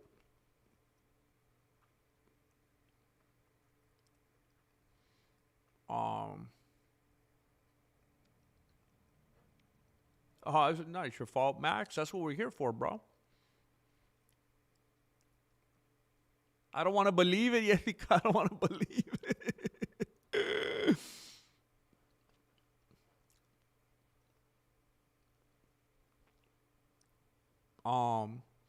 Grandmaster hasn't talked about also, has he? Aljo.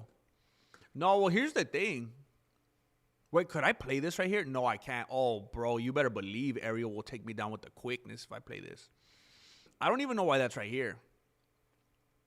Oh, he responds to Max Holiday's recent comments. Well, this isn't even about that. I don't even know why it's right here. It says how Max Holiday took UFC's BMF title from a novelty gimmick to a prestigious honor and why it had to be him. Let's see what he's got to say about this. I think this is a little bit delusional. By the breakneck pace of the UFC events calendar, the origin story of the BMF title almost feels almost like a piece of ancient lore. It's from the pre-pandemic era. Dang, they did the BMF before the coronavirus? It was that long ago? Which basically makes it part history and part fairy tale to many fans. Why? Why does that change anything? But those curious beginnings were also there before Max Holiday got his hands on the bout and lent it some aura, of which he has plenty to spare. You know what? I'm going to be honest right here. I don't think it's necessarily him lending his aura. I think what it is that he just took it a little too serious. Like maybe he's out of touch, and maybe him giving the illusion that it's legitimate and it's actually like something that's not embarrassing and that it's something to aspire to. He's just fully committing to the bit, bro. The story, like, I mean, how could it have gotten better? Like at the time, remember, at the time, the BMF title was for Nate Diaz and Jorge Masvidal. And if I remember correctly, I don't think we were making fun of it back then, like for the most part, because I think we knew, okay, this makes sense for these dudes. And if it was truly a one-off, even more so. Okay, this is cool. It's a special kind of thing, once in a lifetime kind of thing. How cool we get to see this. This is okay. But and then I even joked at the time, and then DC started saying it, of course. I even joked at the time, hey, they should do it. They should have it in different weight divisions. Wouldn't it be funny if they defended it? They should defend it. And then they started doing this. Then it became pathetic. Then it became a participation trophy kind of thing. But man, are they putting their spin on it right here? What the heck is that? Oh, man. I just dropped something and it hit me in the leg and freaked me out.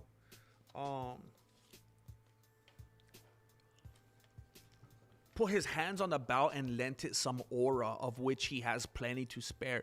The story starts like this. Once upon a time, there was a fighter who had an unshakable hold on fans' imaginations and a certain way with words to support it. That fighter was Nate Diaz, who went from being Nick Diaz's little brother to a bona fide star after beating Conor McGregor on short notice in 2016. He ended up losing a close decision in the rematch, then took a couple years off to count his money before returning in 2019 to beat Anthony Pettis. Next, Diaz said he'd like to fight someone who embodied a spirit of gritty violence rather than tactical, judge-friendly point fighting. That somebody was Jorge Masvidal. We're fighting for the bad game bout. That's my Nate Diaz explained when pitching the matchup. I'd like to defend it against Jorge Masvidal. At the time, there was zero reason to think there would ever be a physical bout to go with the concept. Less than zero, really. It's the kind of fun the UFC simply did not believe in. But fans and media got behind the idea and refused to let it go. At a certain point, it went from being half a joke to 3/4 of a rallying cry. All the UFC had to do was say yes and call the bout manufacturer. Dang, I didn't know this was going to be a whole chapter book, bro. So they fought for it. Shiny gold bout supposed to mean the same thing. The BMF title was not like the others. It wasn't going to be defended like the Miscongeniality Award, but the exact opposite right away. They literally said that. They might lose a fight here or there, but they always brought a certain crowd-pleasing nastiness to the job. If you were a decision-prone wrestler or an overly defensive-minded striker, you might win every other title in the world, but you would not even get a shot at this one. That was the vibe.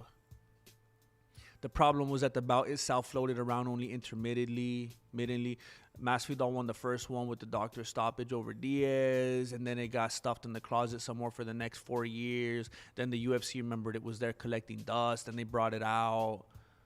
Gaethje won it, knocked out Poirier. All that changed was UFC 300. We have Gaethje and Holiday to thank.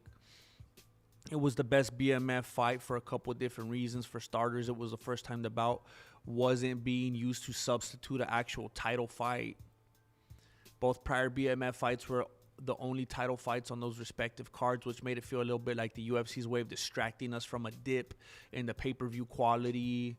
At UFC 300, the BMF bout was a supplement. It bolstered the lineup. It also brought together two guys who had been living the BMF life before the BMF title had even been dreamed of.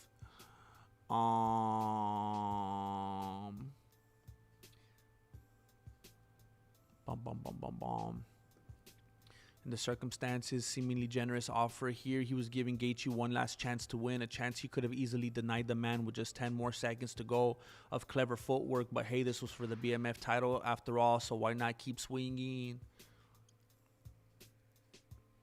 Okay, so we all know that this happened. What's the point here?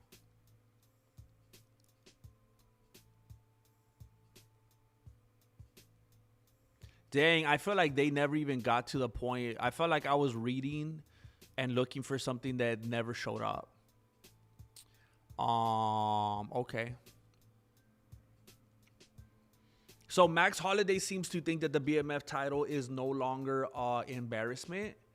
It's not funny. He's brought aura to it. I'm going to be honest, and I'm saying this as somebody that likes Max Holloway.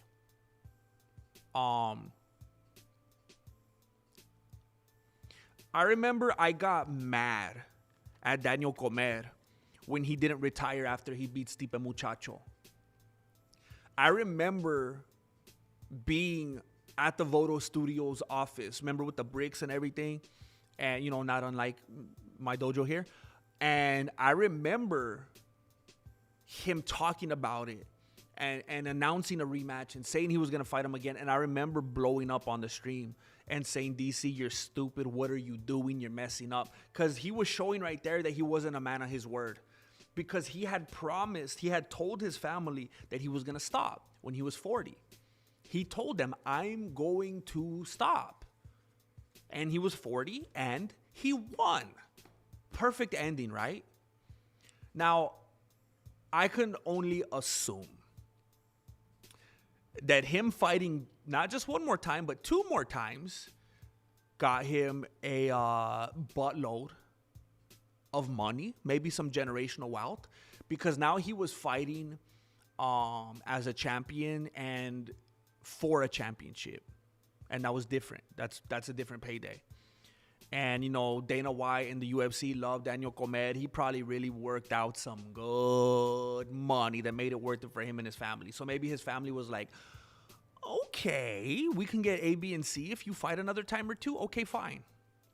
But I remember being upset. And I remember in that moment, I was saying, hey, Comer, you're going to lose, bro. You're going to lose. Because you lied to your family. You're not a man of your word. You should have went out on a high note. You won. You could be like one of the greatest ever. Don't mess up your legacy. And I was mad. And when he said that, I was like, you're going to lose, bro.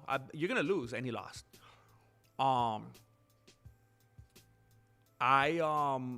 You know that feeling when you have a fighter that you like and you root for them and you get mad at them, just like when I would get mad at Michelle Waterson when she wouldn't stop losing, you know, or whatever other. I mean, it's hard for me to feel that because, you know, my favorite fighter is Khabib Nurmagomedov, and it's like, I don't know what losses feel like. You know, I only know victories. So it's hard for me sometimes to identify with people that root for people who are just losers all the time. But I know what it's like when you root for somebody and they make decisions that you're like, bro, that's making you look bad. This is not a good choice. This is not good for your legacy. And I feel like what Max Holloway has done, and let me know if you disagree with me. Let me know if you agree with me. I feel like what he has done is it almost seems like he's overcompensating.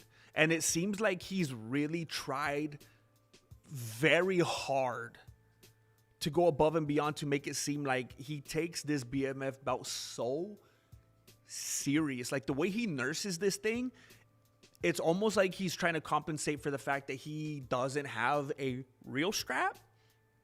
And because of the people at the top in his different divisions, will probably never get one again.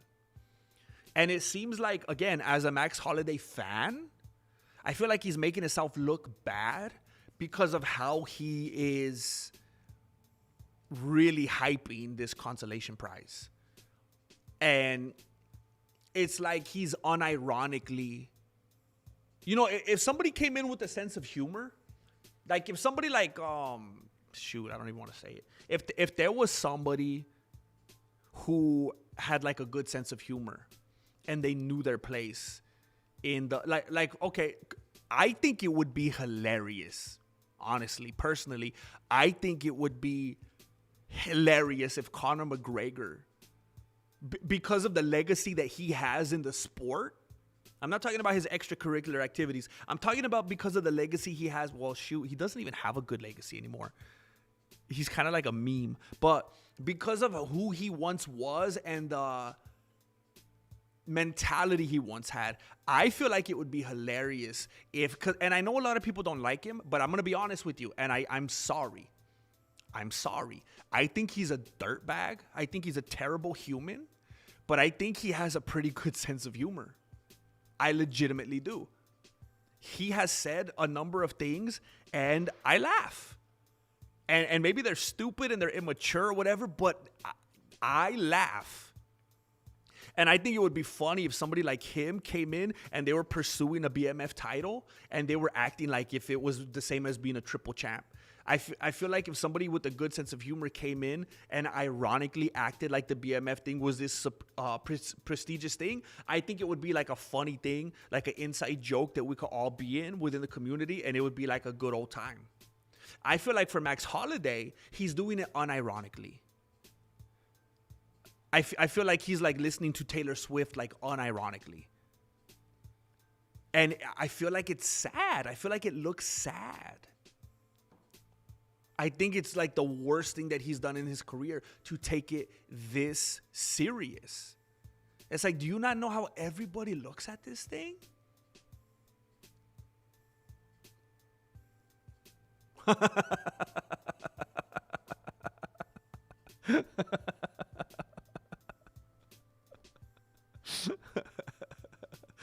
Sad addict. It's good to see you, bro. Heck yeah, man. Heck yeah, it's good to see you, bro. I was just talking about you the other day.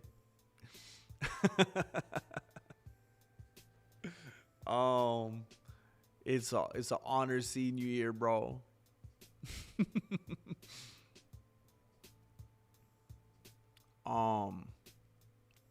Bertolomeo, I do agree. I think it would be fun. It's like the UFC forgets who their fans are. I think it would be fun if we had different types of bouts for different things. I think it would be exciting. It would be something cool to witness and to talk about. ARJR. This is insane, bro. Cause I got all my homies with Mystic ARJR. He called it. Headshot, bang. He told Tinali, hey, turn it off and on real quick. Turn it on and off real quick. You never heard about that? Just turn it on and off. Flip the switch real quick, and then let me shoot a membership. Boom, Tinali, a gringo. Heck yeah, man, that was crazy. Bullseye.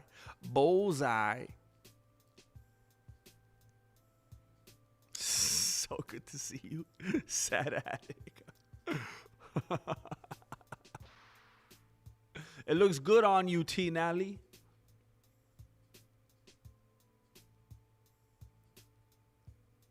Dang.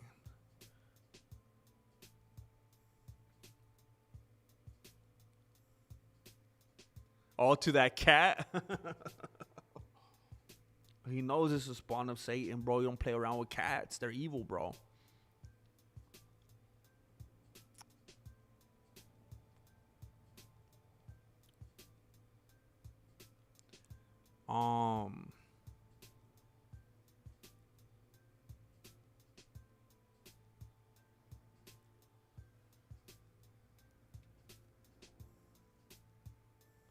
Oh my gosh, you got 2 herniated discs?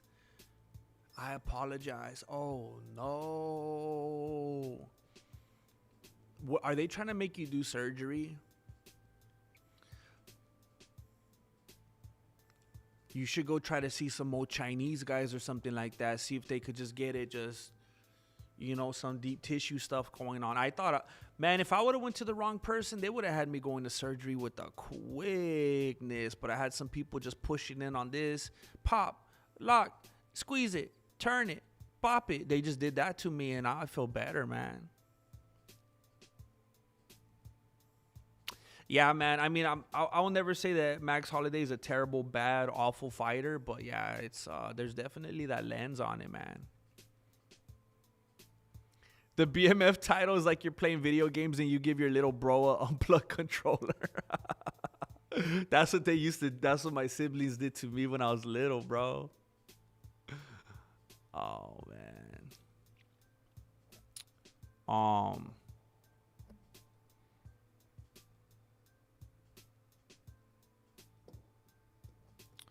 Let me see what else is going on, man.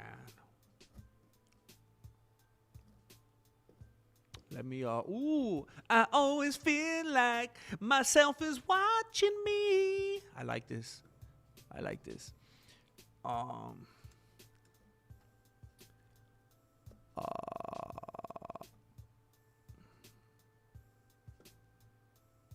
Are you kidding me, bro? Are you kidding me, brother?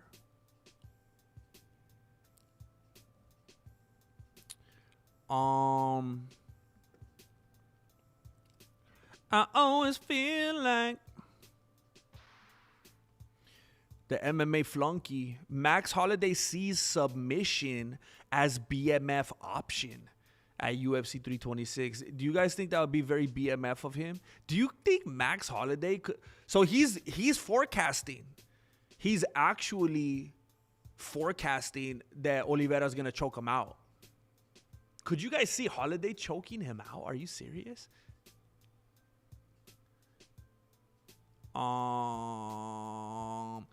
Max Holloway sees Saturday submission savvy opponent as fitting the bill despite being known for groundwork and jiu-jitsu. I think he's a BMF, Holloway said. I think it's fitting for sure. A lot of people are making this to be striker versus grappler. They got it all wrong. This guy, he even said it, was a jiu-jitsu guy before. Now he's an MMA guy. A lot of his submission wins have been coming from striking first. He's hurting guys on the feet and submitting them. That's a pretty BMF thing to do.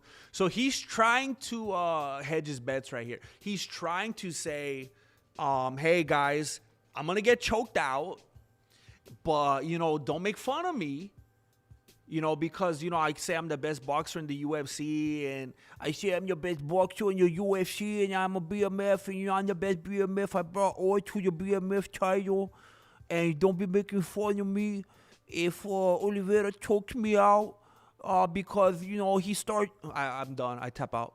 By the way, I was watching some old fights the other day. I was watching some old Charles Oliveira fights. And you know what made me so happy and nostalgic? I can't remember if it was a commentator or the announcer, but Oliveira choked somebody out. And they said, by way of tap out. And I was like, bro, tap out? When was the last time we heard somebody say by way of tap out?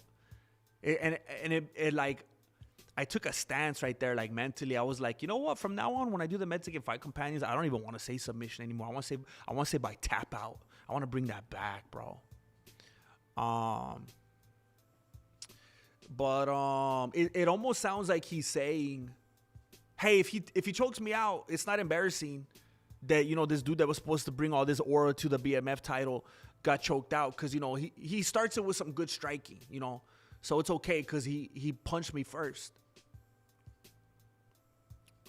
Holloway currently owns the promotion's BMF title and will be putting it up for grabs against the promotion's all-time submissions leader.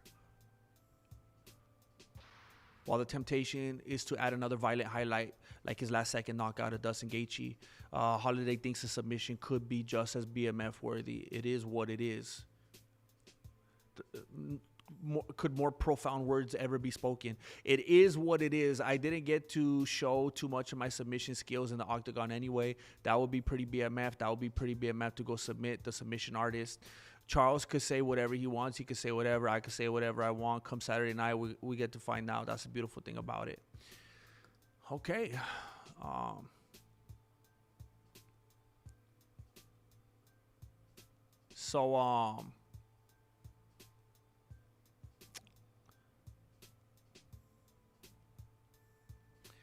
So Max Holloway thinks he's going to choke out Oliveira, huh?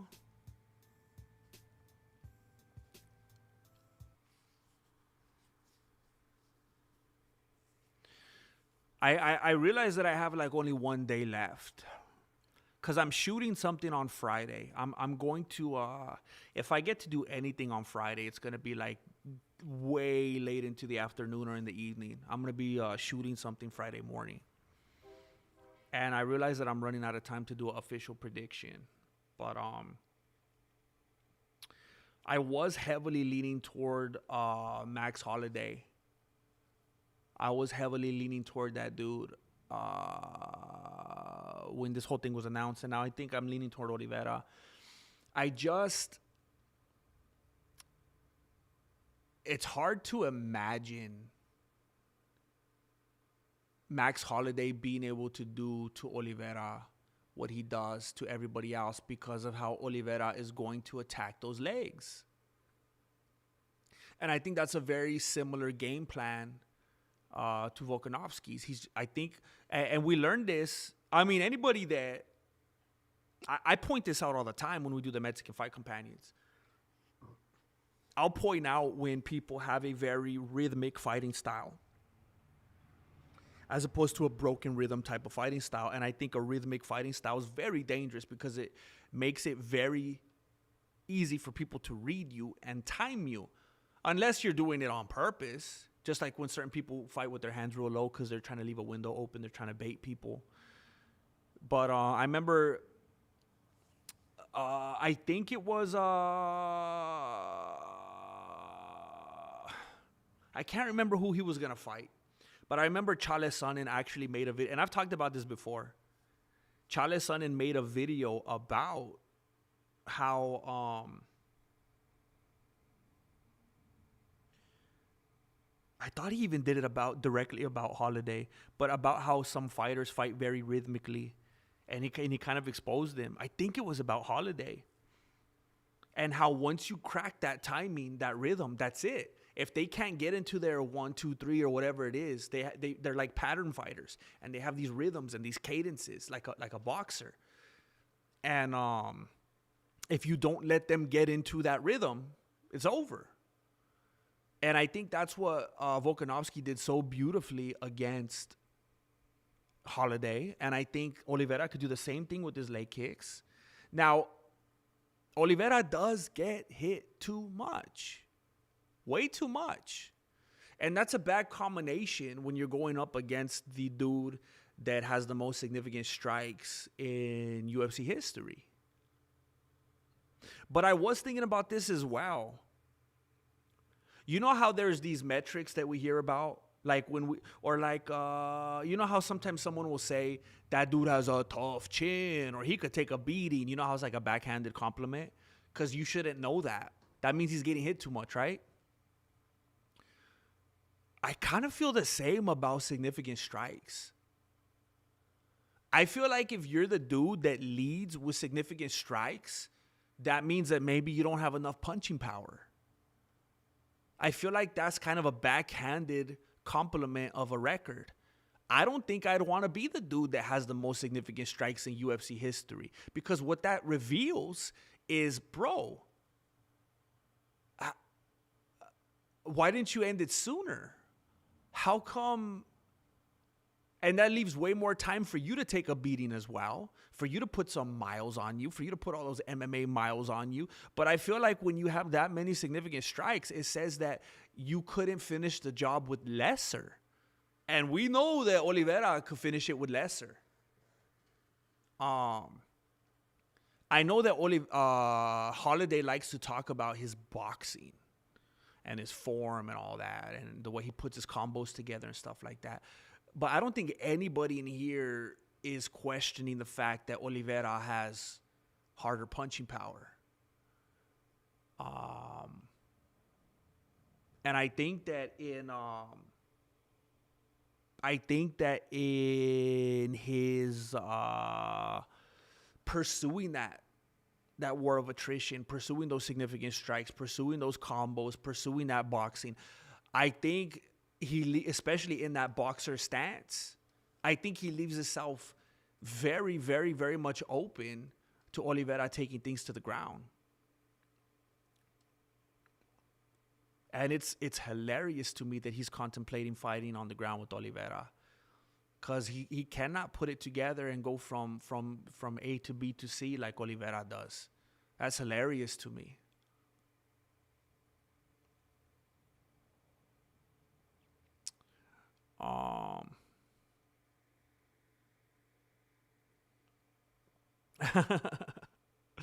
It's do you remember that thing I was talking about recently, that local company that I shoot some videos for?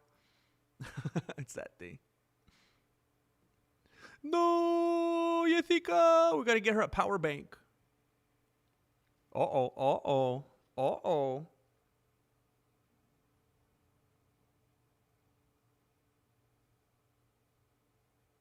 Oh my gosh. Oh my gosh, that's beautiful, bro. Hey, I'm gonna make you guys jealous, all right? Oh my gosh, that light makes it look beautiful, bro. The angle, the way that it's shining through like that, makes it look beautiful, bro. I'm gonna make all you guys jealous right now. I'm looking at a photo right now that ARJR just sent me of a beautiful rose with some crazy lighting on it. And I want you all to be jealous right now. That looks cool, bro.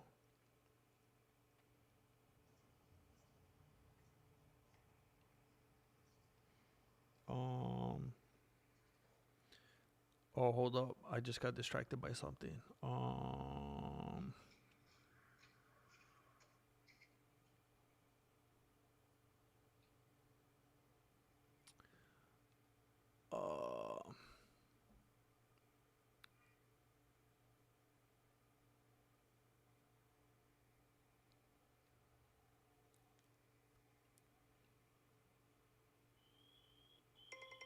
Uh-oh. Oh, wow. I forgot about something. Shoot. I'm going to get an earful about that. Anyway.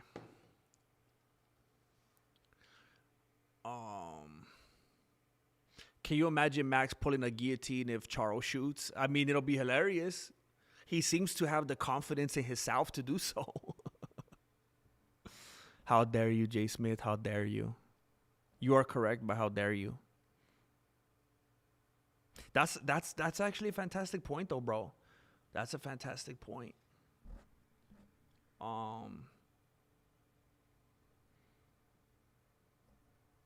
But man, Gaethje, he just fights so dumb, bro. Like, it makes no sense when you're at that level. Same with Henry Cejudo. It's like, if you know how you could put it together on the ground, what are you doing, bro? Somebody that won't hesitate with that is Oliveira.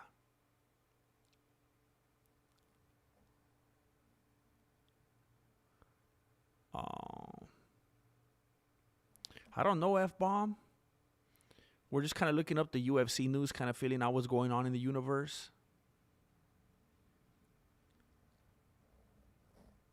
That's how I feel about Gaethje. Everyone says he hits so hard, but he never finishes anyone. Yeah, I heard somebody... I feel like somebody was clowning on him making that point the other day. It's like, bro, where's all these finishes at, bro? Like, there's all these anecdotes and stuff around you, but where's all the knockouts, bro? As these Samuels. We go find a Saturday night, baby. We're going to find your Saturday night, baby.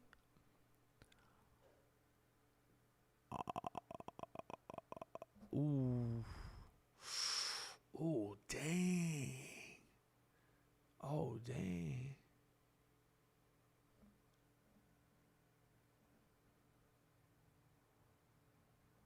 Yeah, you might be right, Diego. You might be right, bro. Yeah, otherwise, it makes no sense. It makes no sense, bro. I heard someone once say that Gaethje looks like the cucumber from VeggieTales. I don't know what that looks like. Oh my gosh.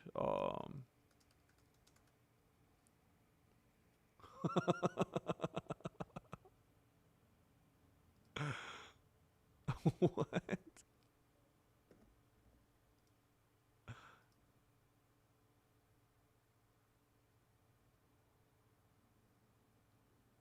I mean,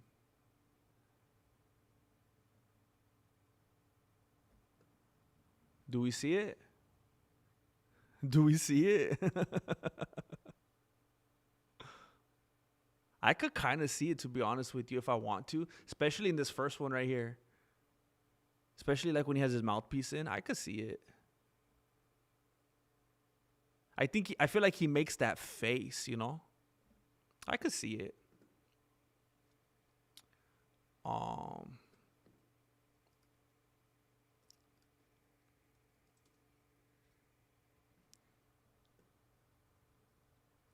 Oh shoot, bro.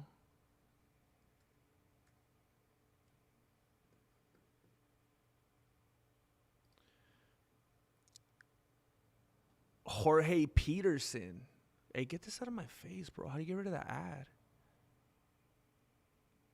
I don't want to see this. How do I close that? That's super annoying.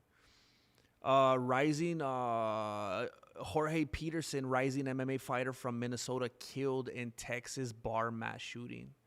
That's messed up. Can I move this? No, it's not going to let me. It's going to act dumb. A rising mixed martial arts fighter from Minnesota on the brink of making his pro debut was one of 3 people killed in a mass shooting in Austin, Texas. Oh, that thing.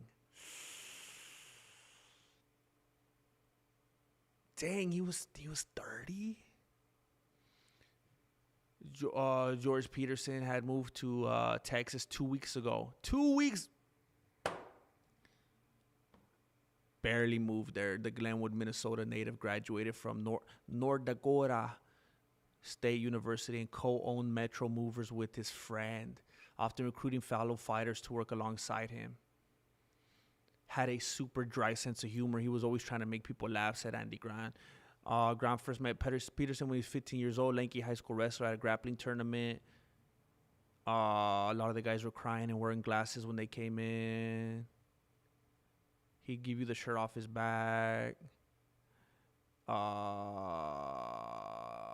He was going to go pro in May. Yeah, I thought this was going to be a story of like, hey, don't be a fighter and think you got to go out and fight all the time in life and get into bar fights and let your intrusive thoughts take over and whatnot. But it was just, I think, an act of the Mexican terrorism or something. I don't know. Hey, Holiday's favored over Oliveira in the betting odds. What is this?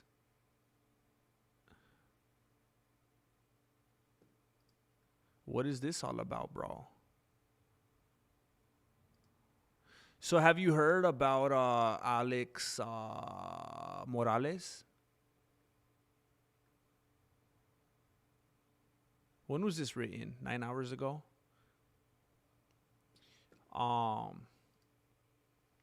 Undefeated UFC star teases title fight with UFC champion Islam Makhachev. UFC's top welterweight contenders aren't exactly making it easy to figure out who might be challenging Islam Makhachev next. I can't wait to watch Scrubs, man. This makes me so happy that they're back. I hope they don't act like all corny and like all the other shows now, like all the other remakes. The UFC's current pound-for-pound Keane relinquished his lightweight bout last year. A long tease moved to 170. We already know this. They always put so much fluff at the beginning. Will Michael Morales fight Islam Makhachev next? Morales has already previously used Instagram to call for a matchup with Makhachev. And this week, the Ecuadorian shared an Instagram story featuring an edited photo of himself facing off with the UFC's welterweight champion. I can't believe he didn't use Sora to be kissing him or something like that. Perfect 19-0 in his professional MMA career. Morales joined the UFC off Dana White's Contender Series. 26-year-old, most recently knocked out fellow welterweight Sean Brady. All right, this is bonk right here. This is not what I was expecting to read. I woke up to a bunch of videos today talking about how they think Morales is the next up and how that's what's happening. And this thing still seems like it's kind of guessing and hasn't completely figured it out yet.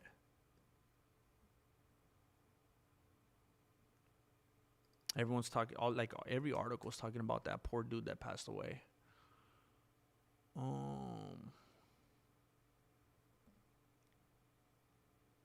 7 hours ago. So this is the most up-to-date of this thing.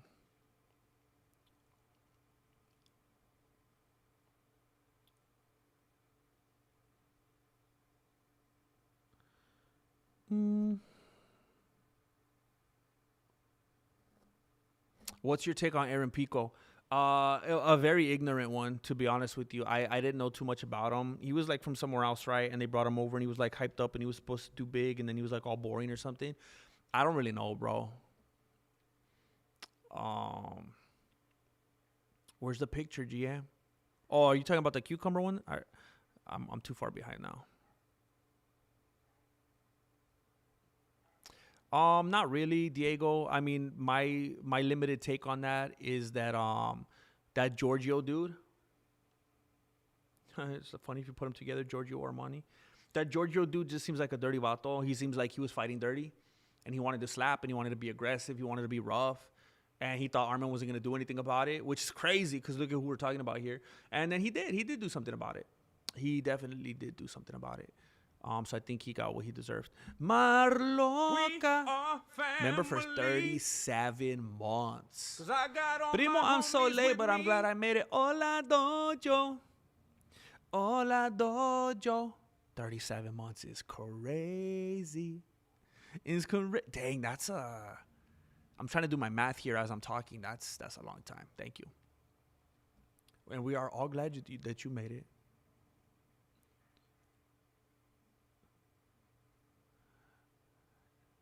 Marloca with a cute little fox that's not quite a dog and it's not quite a cat. It almost seems like the perfect combination if you put them together, unless you're talking about cat dog, cat dog.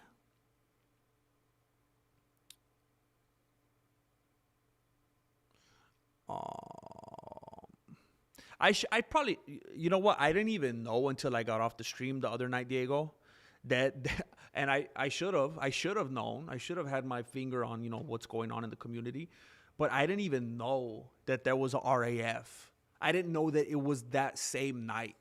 So I could have kept the Mexican Fight Companion going longer that Saturday.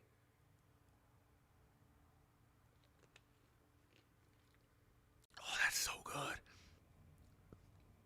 If you guys ever have the ability to get this right here, sparkling ice, classic lemonade, this is zero sugar. Look what I'm talking about, bro. Zero sugar with vitamins and antioxidants, flavored sparkling water.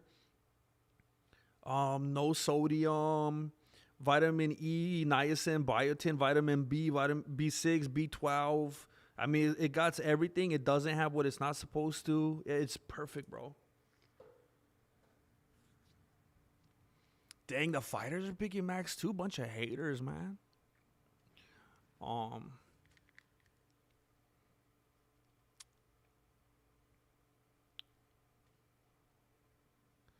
Oh, dang. Aaron Pico is a local dude, so I've been following him since high school. He has all the tools to be a GOAT in MMA, but has a glass chin. Oh, that's messed up, man. How unfortunate, dude. It's like theoretically everything is there, but just don't punch me, though. That's messed up, man.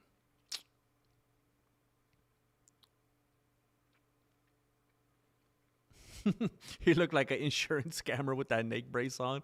I know, bro. And then like right after that, he was on camera like talking with other fighters, all cool without it. It's so dumb.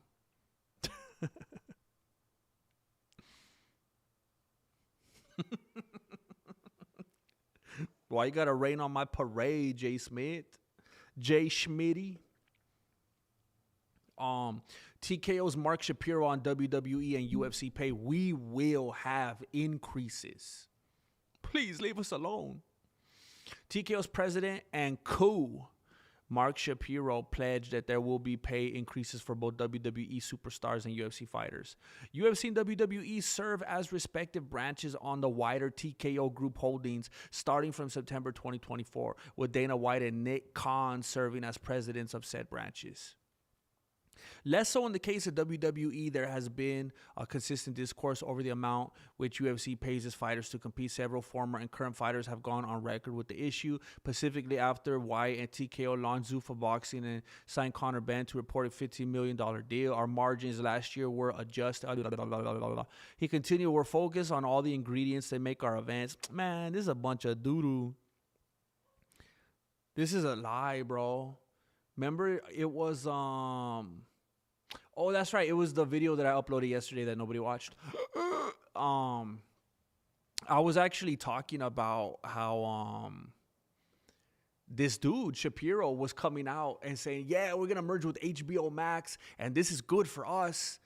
This is good for us, and this is expanding things for us, and this is making a wider whatever for us." And it's like, bro, do you realize how stupid this sounds? That you're talking about how you're getting richer and richer and richer. You gotta pay people right, bro. ARJR. The kids from the rose on the stream. Ah, la, la, la. You tell me, ARJR, do you want the people to see the photo that you sent me? Because I will not take it upon myself to keep this beauty from the world. But if it's something that's in the works and you want it to be revealed upon completion, then I'm not going to show people, I'm going to keep it a secret. But also, if you sent it, because maybe you were open to it, being shared with the world, then, who am I to keep it quiet,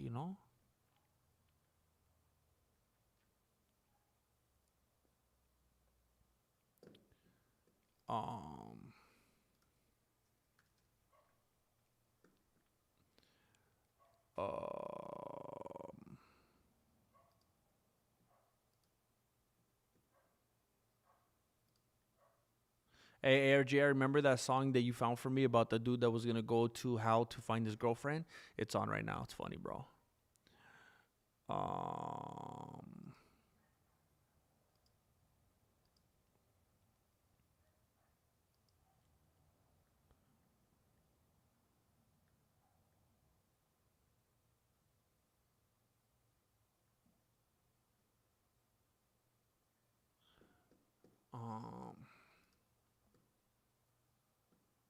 Okay. Whose hot dog is this? They're beautiful, Jay Smith. They're beautiful, bro. Let's see here. I don't know if I have the best resolution on it. I want to make sure I do it justice,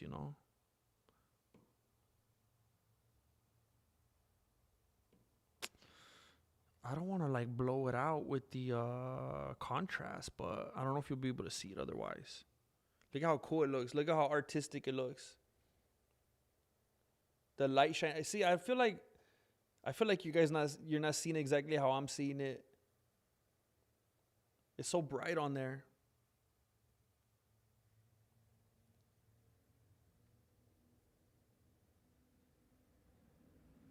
It looks so cool. It's a nice top view right there. And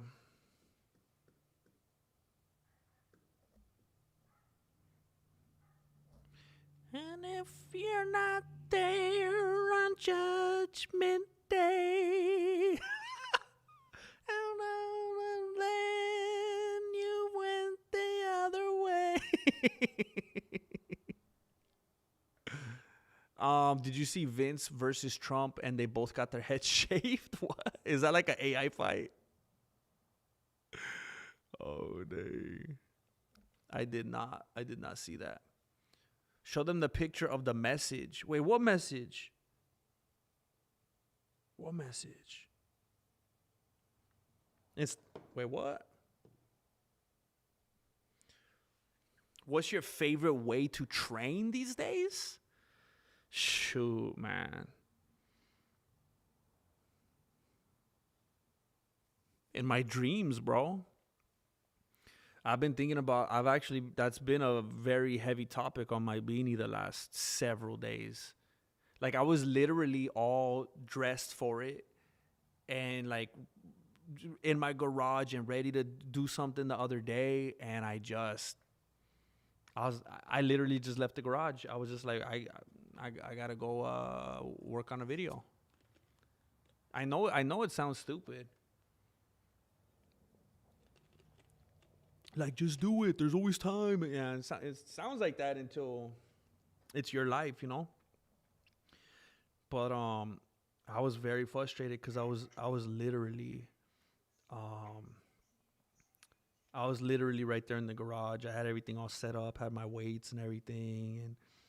And then I was like, you know what? I can't justify doing this right now. I should be working. And then by the time I'm done working, I'm doing family stuff. You know, I feel like I can't even, I almost feel guilty when I'm trying to train or do anything. Whether it's martial arts, whether it's strength training, whatever. I feel like I can't train right now. I got to go be a dad. I got to go be a husband. I got to go work on a video. Can't just work out like if I'm like 18. But I got to figure that out because I'm miserable when I don't work out.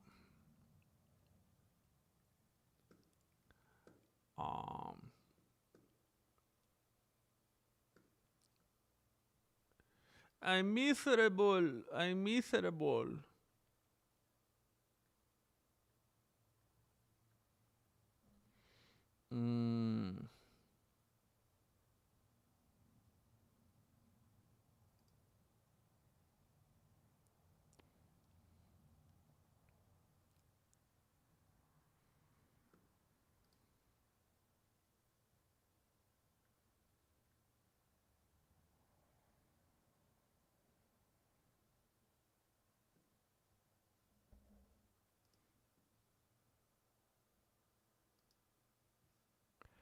Henry Cejudo says Max Holiday's too good for Charles Oliveira. He's too good for him? Henry Cejudo thinks Charles Oliveira's style caters to Max Holiday. Cejudo sees Oliveira's willingness to brawl on the feet costing him against Holiday, but thinks things could get interesting if he manages to grab a hold of him. Well, chances are he's going to grab a hold of him. They're going to be locked in a cage together. I think Max Cejudo told MMA Junkie he's too fundamentally solid. And sometimes I feel like Charles just makes too many mistakes. He's too let's fight, bring it on. I think Max tactically is wittier than that. He keeps it on his feet. His 1-2s, moves laterally.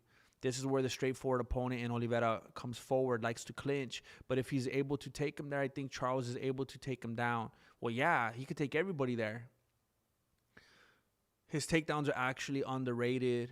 He has a beautiful double leg. Cejudo says the timing of Holiday versus Oliveira is pivotal in the UFC's lightweight division. It's a good fight, but it's a fight people want to see. If somebody in that card comes out unscathed, they could turn around and fight at the White House. Who wouldn't want to see Max Holiday versus Charles Oliveira fight at the White House? Or Charles Oliveira. I agree those guys are down. I guarantee those guys are down. Derek Lewis suddenly catching strays for clearance rack contract. What? Catching strays for clearance rack contract. Sad state of UFC pay. We cannot be doing that. Zuffa Boxing is forking over $15 million to get one fight from Conor Benn. Not surprisingly, that kind of windfall, more than what most MMA fighters make in their entire careers, did not sit well with the current UFC roster.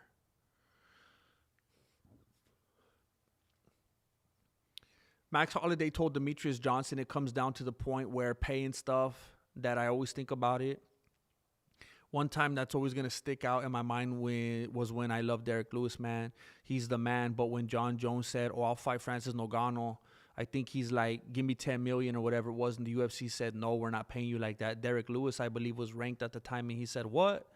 John would do this for 10? Give me $1 million. I'll fight Francis now. John would not do it for 10, and Derek didn't ask for $1 million. Wait, what? John would not do it for 10, and Derek didn't ask for $1 million.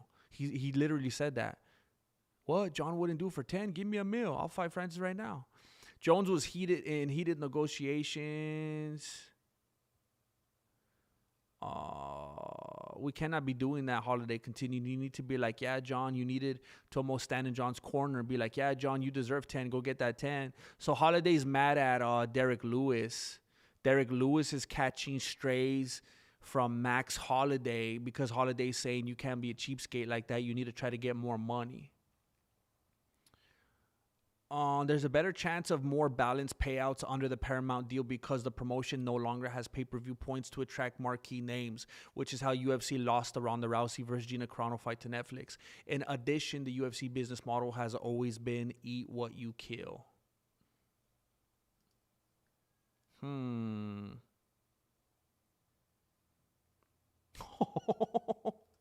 Forrest Griffin reveals he forged medicals to be on The Ultimate Fighter.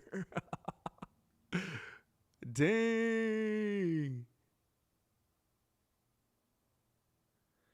On Dominic Cruz's Love and War podcast, Griffin revealed that to avoid having to pay for medicals required to be on Tough, I forged my medicals.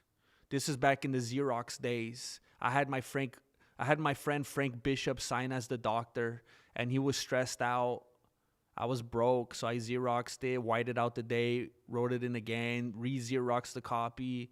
Dang. I didn't have HIV or hepatitis, at least at the time. I think you have to be in sensual relationships to have those, so I was safe. I was way more safe than I want to be here. Wait, what? I'm way more safe than I want to be here. What? Dang, that's funny.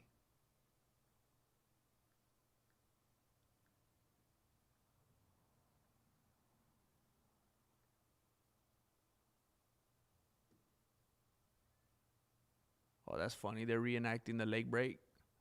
Uriah Hall and what's his name? I will never remember this dude's name. Chris Weidman. Dang. Wait, the GFL's back? What? Today marks an important step forward for the Global Fight League. GFL Sports Entertainment is now publicly... What? Jan Blachowicz, I'm currently playing Resident Evil Requiem, and I reached the police station in Raccoon City. Suddenly, a powerful nostalgia hit me. Memories came flooding back. A tear welled up in my eye, but I wiped it away because I have to kill zombies. Heck yeah, man. I love to see it. Giorgio Poulos tells Armin Sarukian to stop crying, lays out conditions for RAF rematch. So I guess they're doing it again. I think Armin's a cool guy. Paulus said, we were talking before the match. We made some cool clips. I got no bad blood. I think he's a pretty all right guy. I'll say that he thought he was going to win. I thought I was going to win. We had our words, but I didn't feel any tension or animosity before. I think we're fine. The tone shifted once the whistle blew. Paulas believes the outcome didn't reflect what actually happened on the mat. Look, man, at the end of the day, wrestling's a physical sport. And you know what? You put me out there with any other D1 wrestler, and I don't think those calls get called the same. I didn't poke him in the eye, but I'll tell you that was not intentional. I don't ever try to intentionally wrestle dirty. Well, bro, who do you think you're fooling? He has a short fuse, and he let it get to him. Oh, he let it get to him that you kept smacking him in the face? Stupid guy. Stupid guy. Who listening for the takedown? Sarukian stops it, and this match is over. Boom, boom, boom, boom. And it has all broken loose as they are going to get these things sorted out here, folks. Izzy Martinez having to get involved. Chad Bronstein having to get involved here, folks.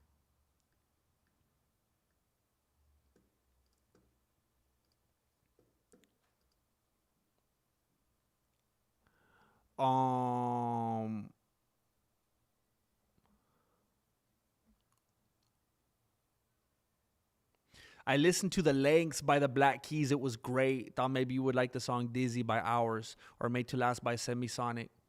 I'll put them in my history right here so that I can find them. I always open up videos on YouTube just so that I won't lose them in my search history. Dizzy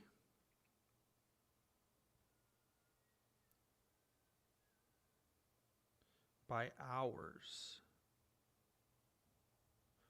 Oh, by Hours. Wait, am I spelling that right? It's not coming up. Dizzy by Hours. Let's try it. Is that an underground band or what? Oh, it is. Or it looks like it.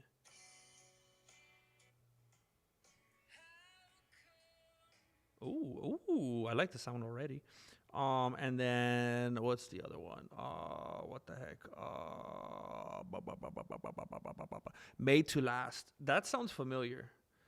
Made, but at least Semisonic. Made to Last. Semisonic. I feel like I've heard this.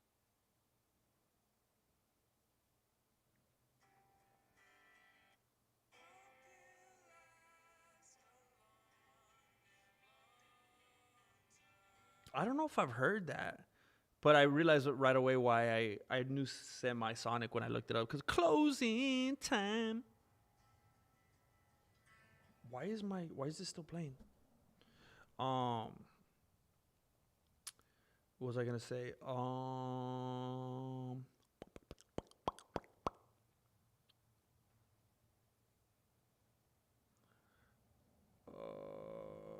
Straight.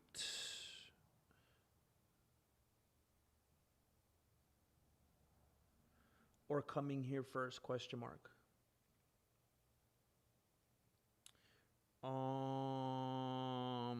You know what song I heard the other day that I haven't heard in so many years, and it was wow. It was what's that word Angel Padilla?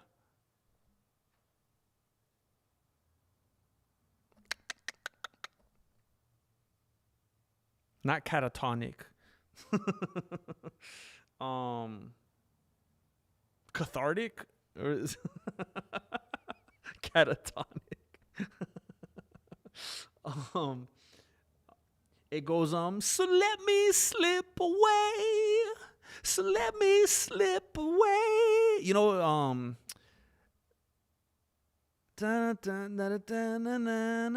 oh shoot, how does it go? You guys know what I'm talking about, right? Is it by Dashboard Confessionals? So let me slip away.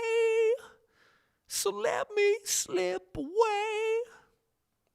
I am right. I swear I'm right. Swear I knew it all along. Oh, man, that was a good song. Got me feeling some things, you know. Took me back. Took me back, bro. You know how you relate certain songs to certain things? For real, Bert. Yeah, he's even worse when he's not putting the thing on.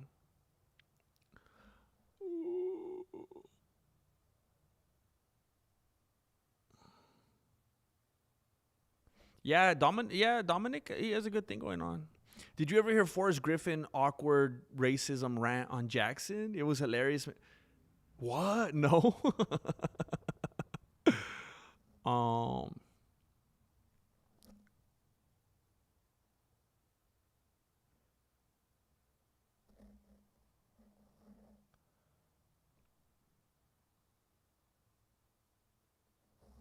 Dang. Yeah, it's hard. It's hard to separate those things, Bert. Yeah. It's so weird, man. It just tells you like how little you know about people. Cause I'll watch clips of him and I'll be like, man, this dude is genuinely funny. He's hilarious. And then you'll see him interact with people and show like a bunch of heart and stuff. And it seems like he's a good dude, but then he does stuff like that. And it's like, man, what is he? Is he a good guy? Is he a bad guy? Is there two of him?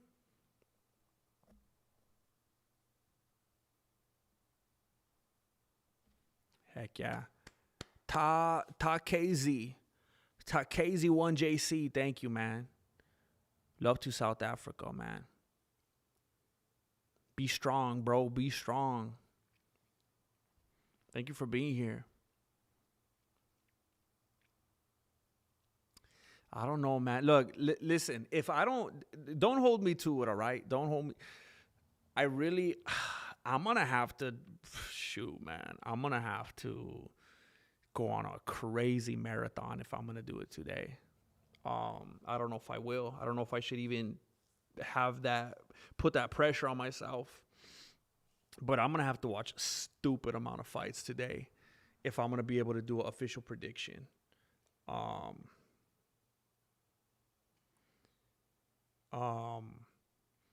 as of right now, just off the beanie, I would say Oliveira.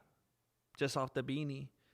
But I'm not in any way like trying to make a big deal about it, trying to act like I did my MMA long division, trying to flex on anybody with my knowledge or anything like that. I'm just saying off the beanie, I think Oliveira. That's what I'm leaning toward right now.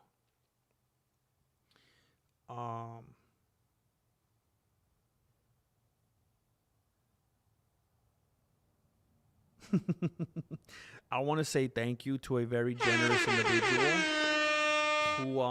who knows that movie night is tomorrow on the Patreon. Who knows that movie night is tomorrow, and who whatchamacallit, who wants to make sure that I'm not just showing up with my unsalted peanuts, and that I'm actually gonna enjoy movie night watching Police Academy, recommended by Jessica. And I'm looking forward to it already, because frankly, I'm very hungry right now, and I'm already excited about tomorrow's dinner. Thank you.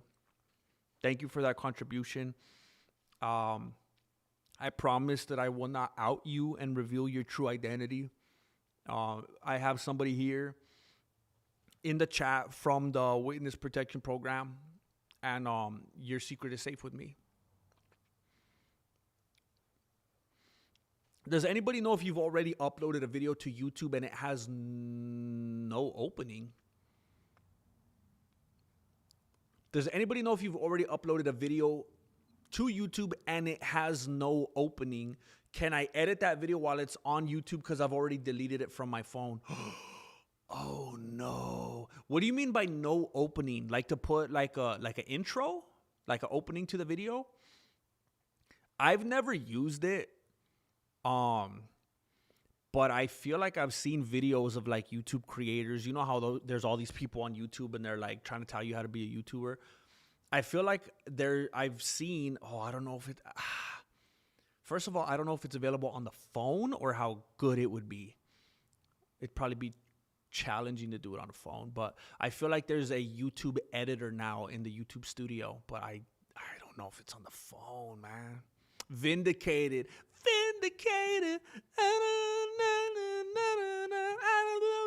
Yeah, Dashboard Confessional. Yeah. Is Psycho Stu still selling it? You ain't gonna sell it?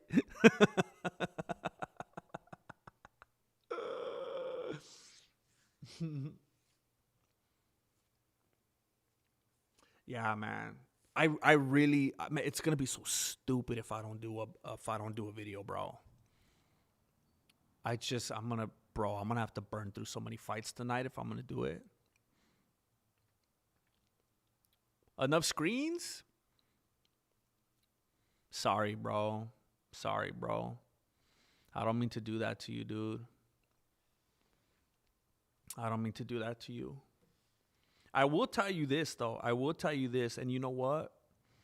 What I think burns me over like all the other creators, I think, I'm not positive, but I think that I'm like one of the only people now, and I used to not be that way, that leaves my streams public after the fact. So that's where I burn myself, because there's no longer that FOMO, you know? If you miss a stream, you can just go watch it later. And other people, I think, make it members now.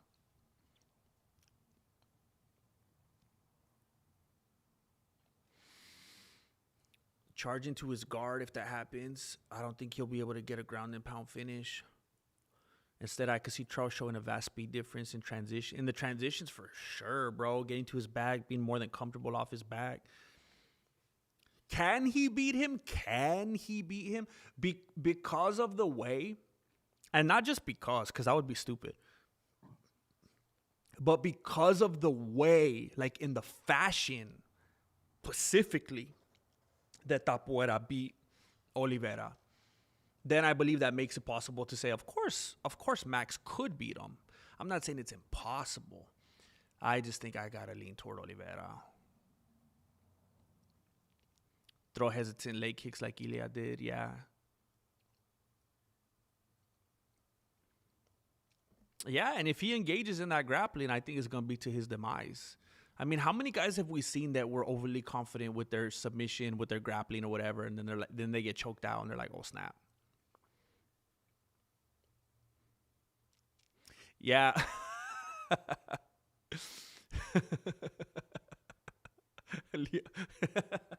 That's a good one. Interior. I actually do that a pretty good amount of the time, yeah. If I know it's a decision one especially. Yeah.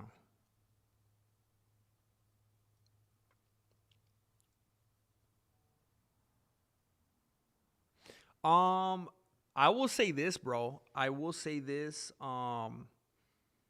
As somebody that is like obsessive about researching YouTube and the do's and don'ts and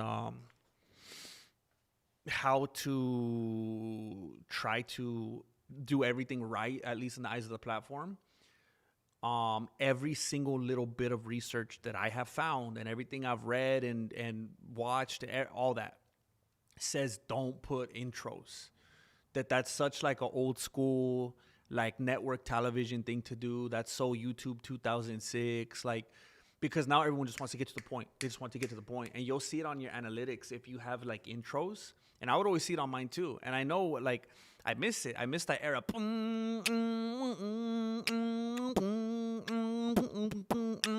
And then like, it's kind of nostalgic for some people, and it's familiar and it feels good to some people. But a lot of other people, they're like, yeah, shut up, tell me about the fight. They don't care about that. They don't get sentimental like that. They don't care. They don't know you. They don't care. And people will skip it, and it'll hurt your watch time. Like YouTube, it's just very, especially because of the TikTok generation, Instagram, they just want to get into the meat. They don't care about none of that. And I would see that in my analytics. So I don't know, you know, I don't want you to get messed up, you know, by glove grab.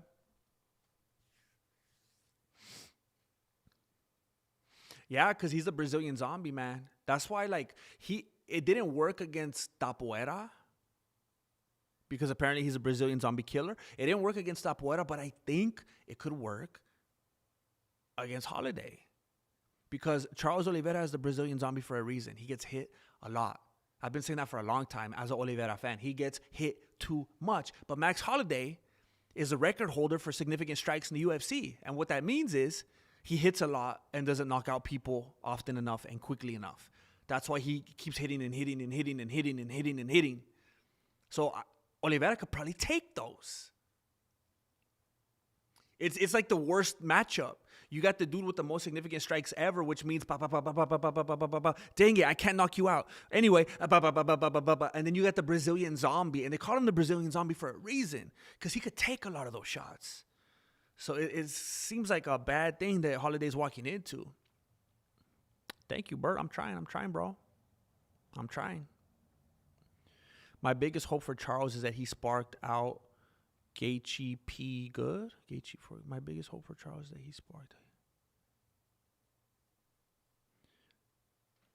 Is that he sparked out Gaethje Good.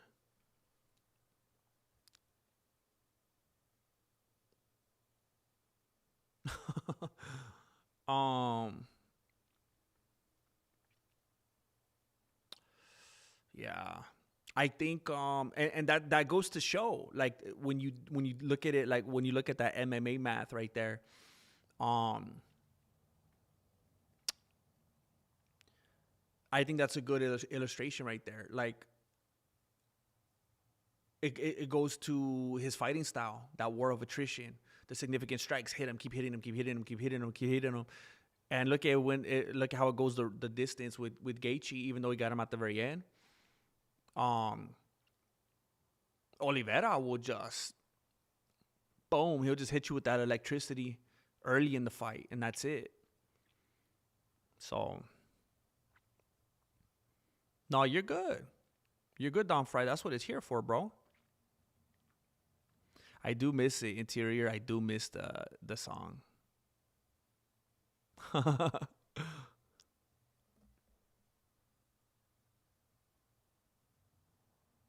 No more comments from me then. Wait a minute. What do you mean then? What happened? Did someone tell you to be quiet or what? If you're reading this after the fact, wanted to know what the heck happened at band camp. Now I can't. Wait, at band camp? Oh, bro, you don't want to know. We can't talk about it in this chat, bro. This is a family show. There's some nasty stuff that happened. Don't go to band camp, bro. Don't go to band camp. You can go to science camp. You can go to fat camp, but don't go to band camp, bro.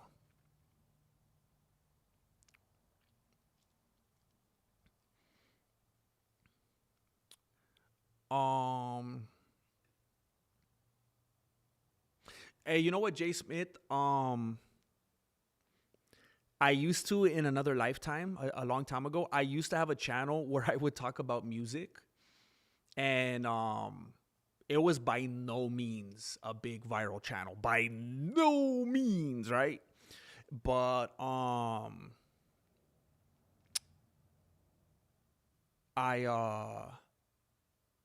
I got some pretty decent views on some of the videos, man. Like, I'm talking about like tens and tens of thousands. I think some of them were at the 100,000, I think.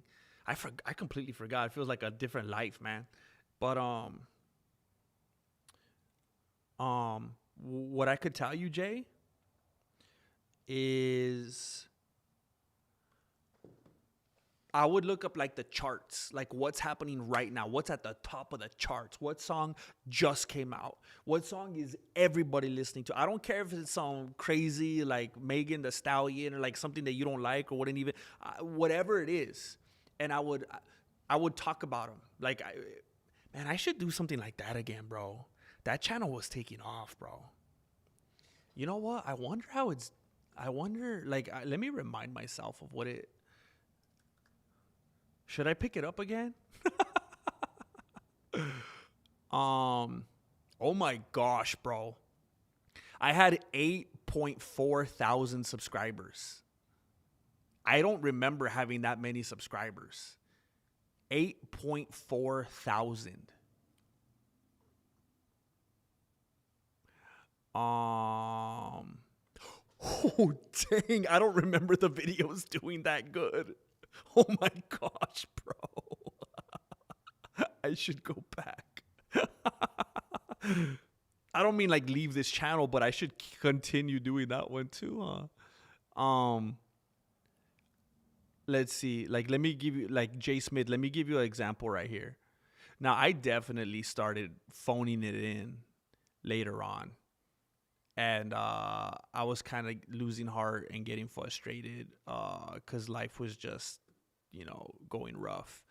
But let me go to like when I could tell by these thumbnails right here, I was totally phoning it in. This was not good.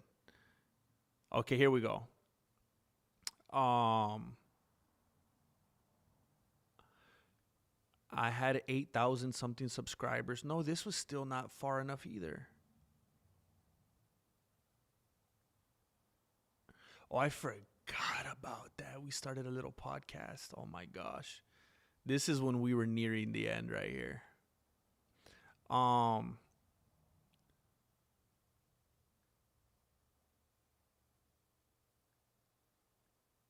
So I had videos that had, wow, this one had 33,000. This one had 24,000, 33,000, 39,000, 10,000, 12,000, 14,000, 10,000. Where's the big ones at? I saw some big ones right now. 90,000. That had 90,000 views. 90,000, 22,000, 91,000, 27,000.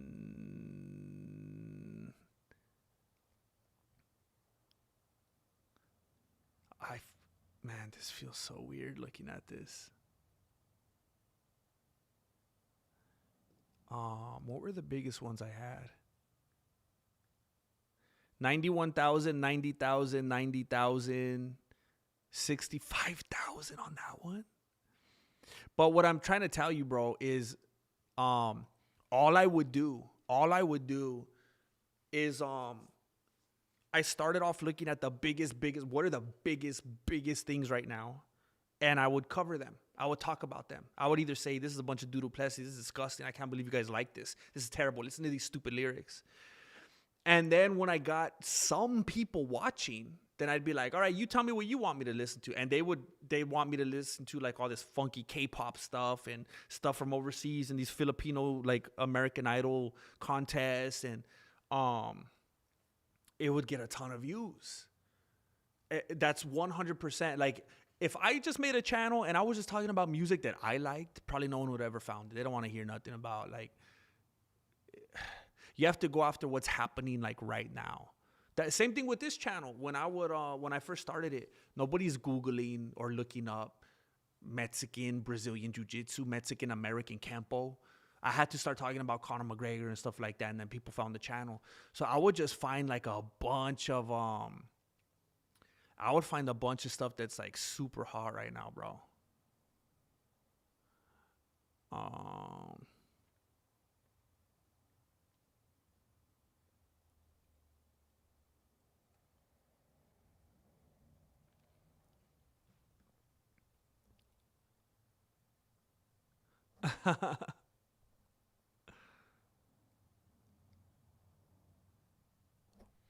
Yeah, and I think Don Fry, I think Oliveira's the worst guy for him to do that against. Because if you can't put him away, he's gonna be that zombie. Man, I think Korean Zombie, like with all disrespect, I think if anybody deserves the title Zombie, it's Oliveira. I think Korean Zombie's a poser, bro.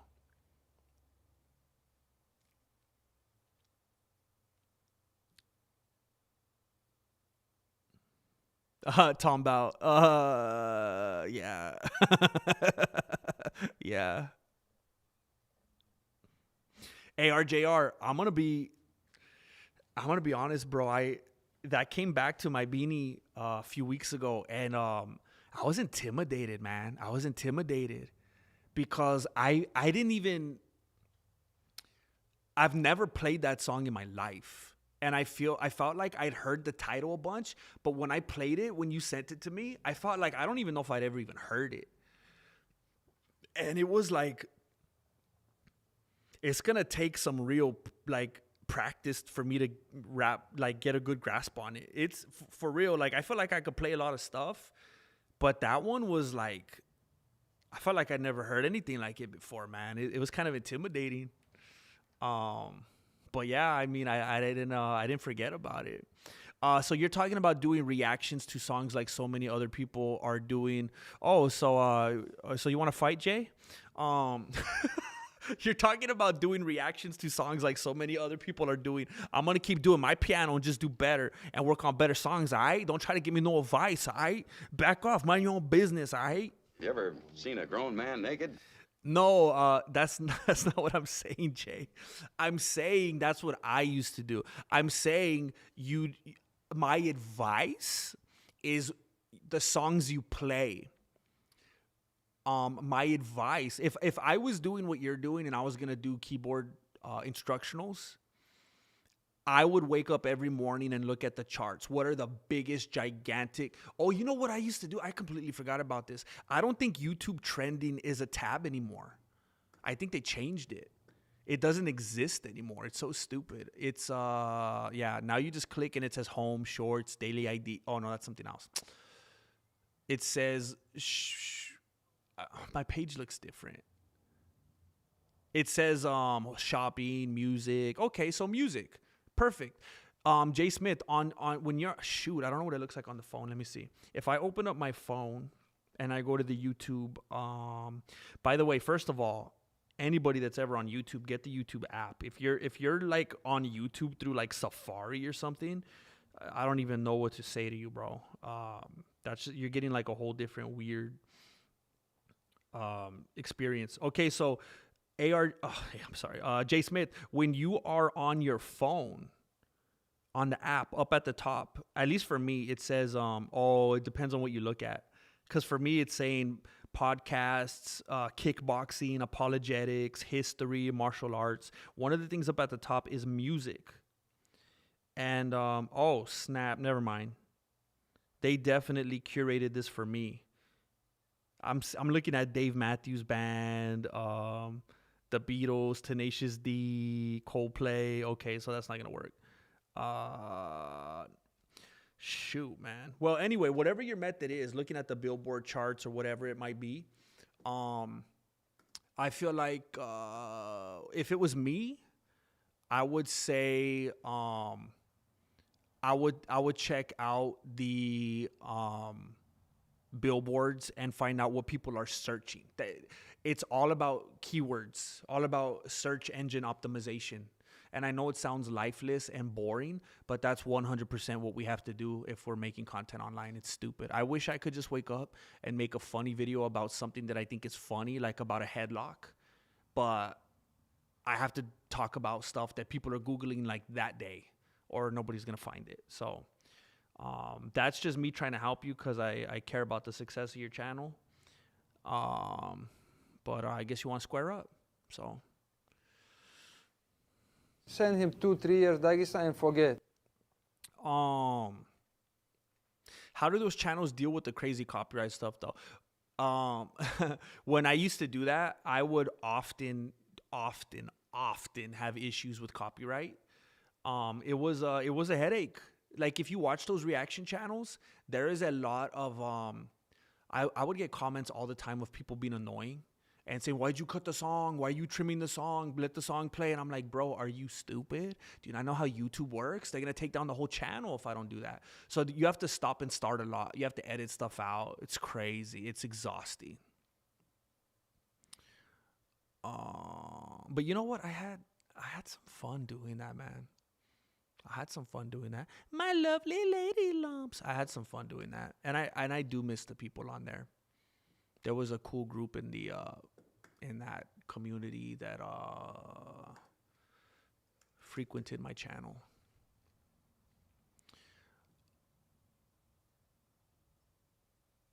Secretive UFC White House card is done.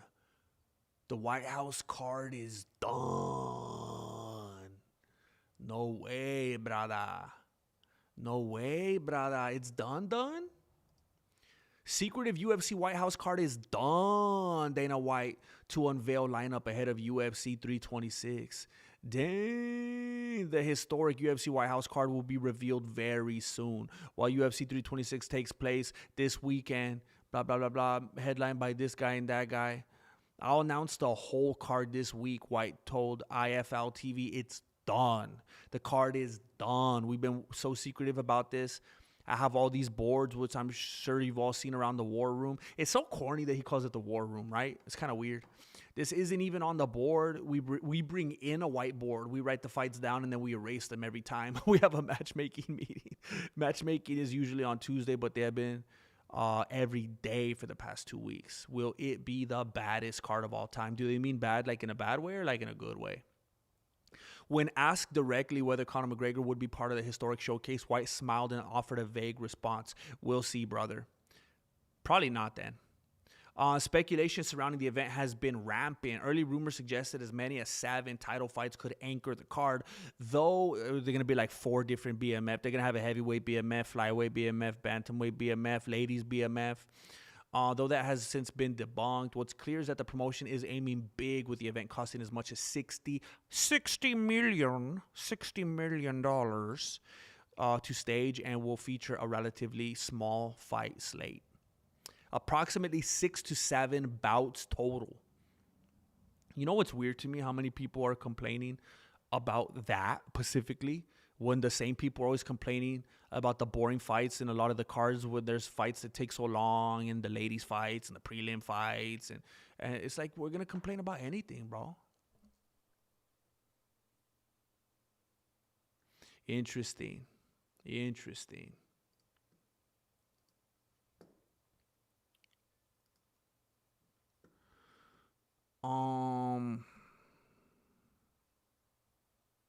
Wait, got absolutely nuked. What do you mean? What happened? Like in real life? What are we talking about? Heck yeah, ARJR. Same here, bro. Same here, bro.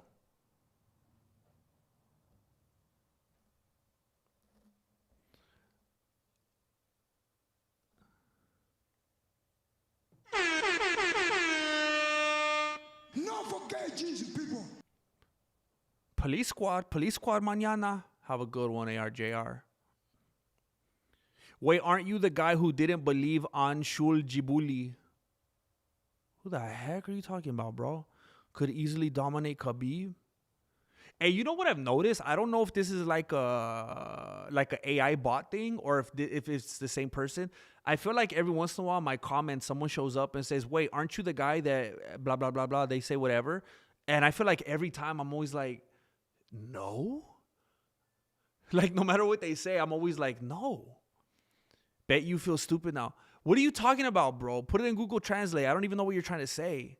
Anshu, who the heck did he fight called Anshu Chibuli? Are you trying to get me to look up something crazy so it's in my search history? Why would I feel dumb about that? What are you talking about, bro? Are you Anshu Chibuli? Or that's who your profile is, huh? You're just trying to get me to say his name out loud.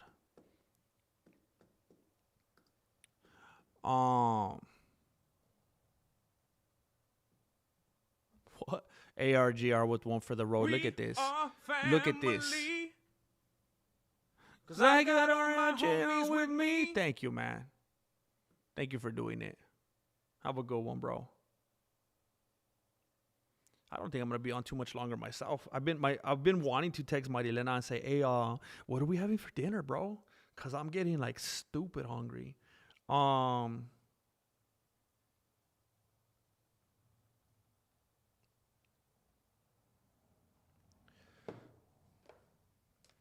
wanted to go to like, I don't know. If I know everybody's doing something, like if I know the family all went to like visit the cousins or something like that, or they're at school or they're at a game or they're doing something, I'll just stay here till midnight, bro. But I don't like when I feel like I'm like neglecting them, you know? That's when I start to feel weird about it.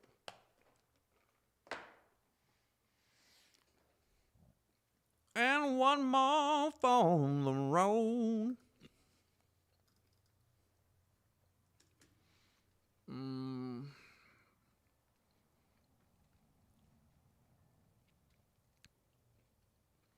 Man, everybody's just talking about Holiday and Oliveira. I can't find anything else going on, man.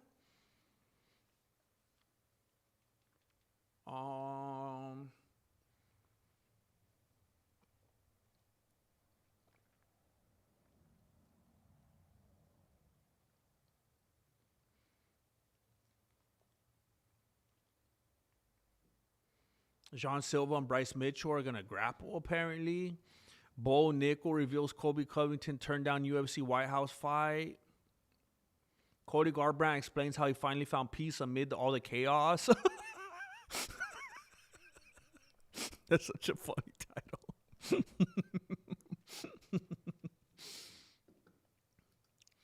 Hey, the last time I saw Cody Garbrandt,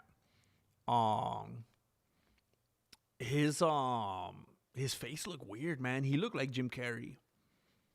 He looked like he's doing work on his face. Totally not Mark. Moist crit made of it on it. Wait, what are we talking about? Toei Animations flagged him. What are we talking about? Why am I doing this? I'm on the wrong page here. Moist crit. Why am I? It's Penguin. What is it?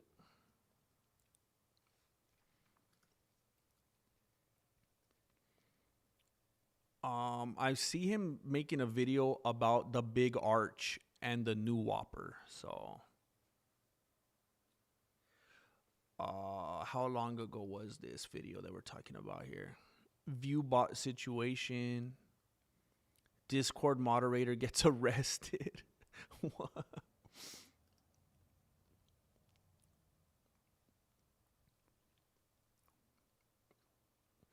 I have seen photos of Callie Osborne. She looks crazy, bro. She looks like she's trying to fight in the flyweight division. Is it flyweight or bantamweight?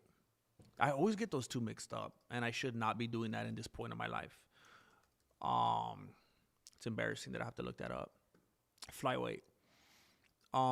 She looks like she's trying to date featherweight Conor McGregor. Looks crazy.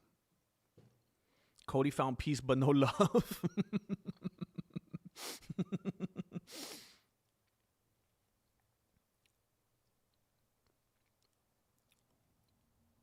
Dang. That would be crazy. What's up, bro? Bruce Wayne? What's up? What's up, brother? What's up, brother?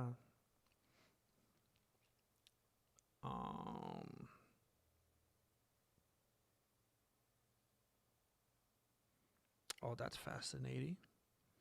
What if I go to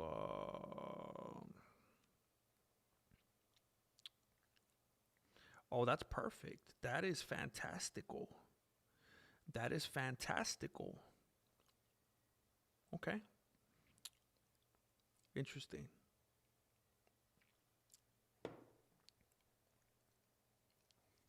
Oh, I forgot that's there, bro. Cause I always feel like myself is watching me.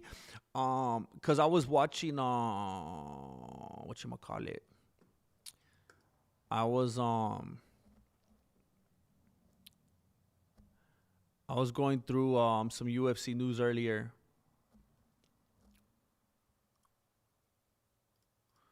Charles Oliveira reveals he's only interested in Conor McGregor fight for the money. That's it, bro. That's it. Only for the money. Charles Oliveira looks to win the BMF title when he faces Max Holloway in the UFC event. And there was a time when he was consistently calling out Conor McGregor so that he could face off against him.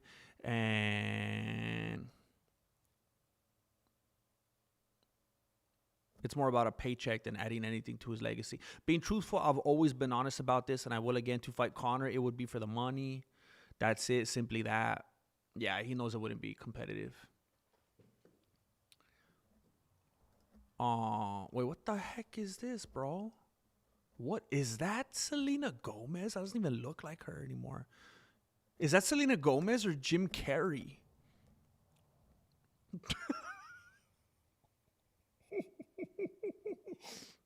Is that Selena Gomez or Jim Carrey or Cody Garbrandt?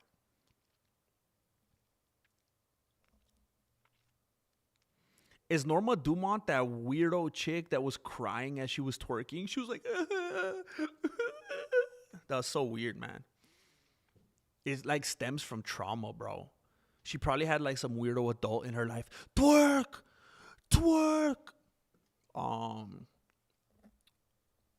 With the boys.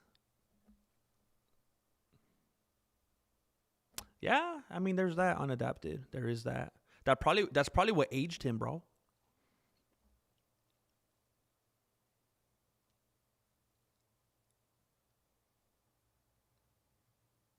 What the? It ain't no goofy link. Wait, what are we talking about? What are we talking about, bro? Got you. But you playing with me, bruh? You playing with me, bruh? Yeah, when she was twerk crying, it was weird. And I thought it wasn't just me because it twerks the lotion. Cuz somebody did it was some MMA clip channel. They were doing their thing and they showed a moment and were talking about how she was twerking and crying and how weird it was. And I was like, okay, it's not just me. GM, can you do a recreation of Ali Perez, the girl that cried and intentionally tweaked? Wait a minute. I thought her name... So is it not that girl? Who's Ali Perez?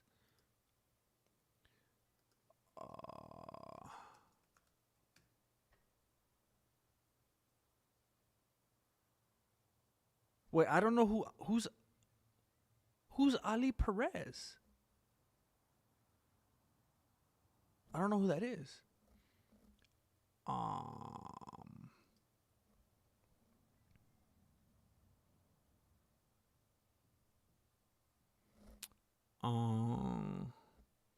Yeah, it's weird to do both. It's very weird. I don't know if I could do it in here. It's not a good.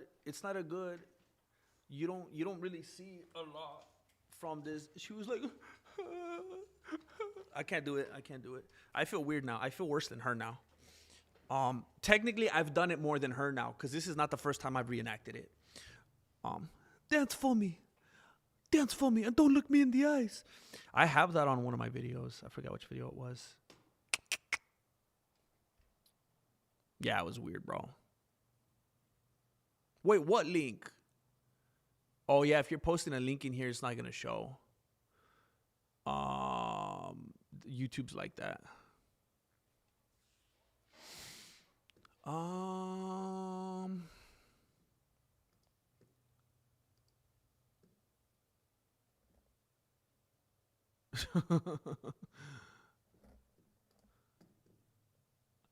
I thought someone was trying to play with me and make me look up somebody that I shouldn't be looking up or something like that, trying to mess up my history.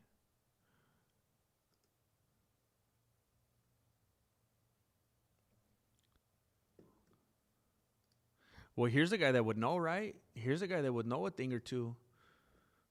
Here's a thing or two that would know. Here's a guy that would know a thing or two about beating Max a time or two or three times. UFC champion gives Max Holloway versus Charles Oliveira 2 prediction. Alexander Volkanovski.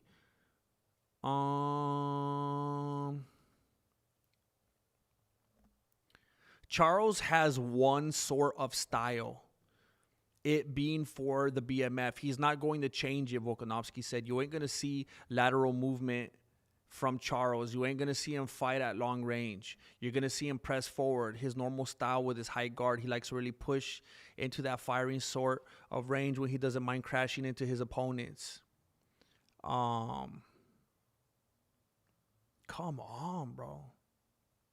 With Max isn't this KO puncher. You know, he could KO people, Dustin Gaethje. He could hurt people 100%, but that's more because of timing, volume, things like that. He's going to be a lot more calculated. He's not going to look for these big bombs unless it's the last 10 seconds of a BMF fight, Volkanovski continued. With 3 wins over Holloway, Volkanovski may be the leading expert in the world on the Hawaiian's abilities. Blessed has high-level footwork, timing, and takedown defense. His fight IQ is top-notch and is more than capable grappler. It's those reasons that Volkanovski believes Holloway will emerge victorious. I think Max Holloway... But here's the thing, though. I think Max Holloway gets the win. Can he get a finish 100%? I think he can. You know what? I'm going to go with the finish for Max. Here's the problem with that. And fighters do that. They do this all the time, and I talk about it all the time. This always happens with fighters.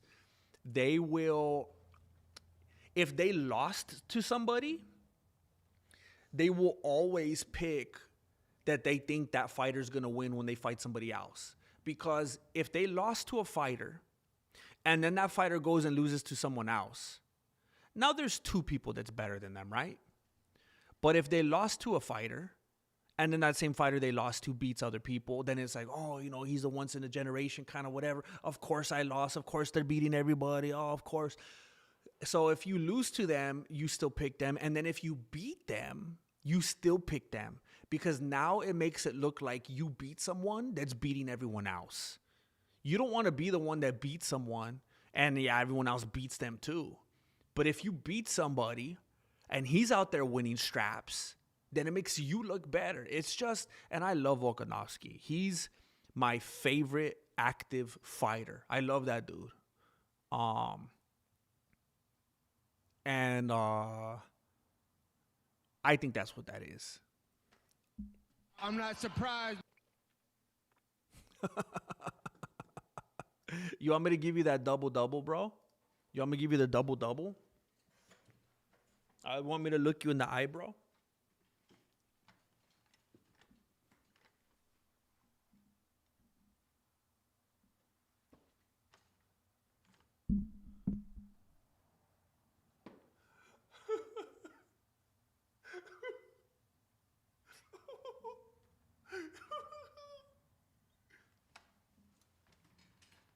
I still don't, bro. I feel like you're not getting a good sense of my capabilities because I'm working in a very tight environment here. And I'm not talking about my body. I'm talking about, like, I got some constrictions around me. I feel like I'm not really able to move to my highest level because I'm walled in right here, you know? So I feel like I'd like another chance, frankly. I'd like another shot at it. You know what I eventually want to do? And I did it before, but we were having some audio problems. I want to get the setup going where I have a camera facing that way so that I could sometimes go over there to the dojo area. Well, I mean, it's all a dojo, but the mat area where I could demonstrate some things over there.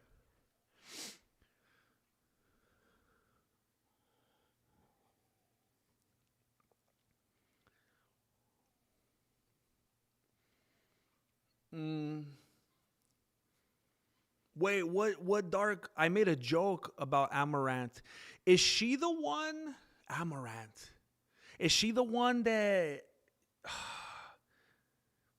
she's like, I think I used a clip of, she's literally, this is a small world, bro. I think she's the one that I used a clip of when Connor was like, dance for me, dance for me. Amaranth. Isn't she the one that's just like, yeah, she's like Nina Drama and just like this is on her husband or whatever. It's crazy, man. It's crazy.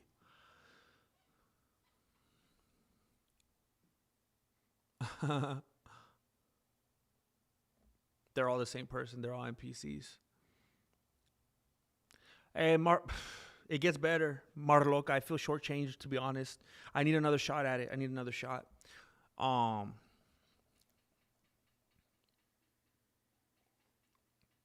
What are we talking about here? 150 video takedowns. They took down her videos, or what's going on? What happened? Never twerk and stare at the sun. You know what I was doing yesterday? And it didn't work. I've heard so many things about vitamin D and how it makes you feel good and like whatever. And I was laying outside on the concrete in the backyard, and I was just like that for, I don't know, like 20 minutes with headphones on, just with the sun just blazing on me, just cooking out there, just trying to soak up that vitamin D. And the sun, I swear it was like going through my eyelids, bro. Oh, thank you, bro. Oh, I forgot it was still on. You know what would be funny, bro? I wonder if I could get it. I don't think I have enough plugins. I don't think I do. Hold up.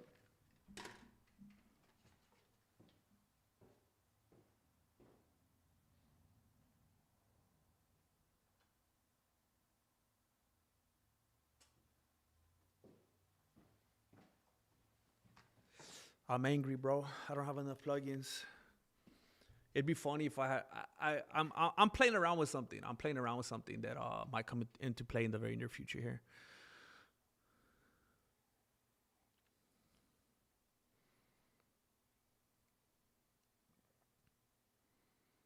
Dang, I'm confused, bro. I don't know what's going on here. She used fake and real DV. What's DV? She used fake / real DV to get more views. DV. Does that rhyme? Does it rhyme with blomestic trilence? No way. No way. What the heck? That's dirty, bro. I'm not surprised.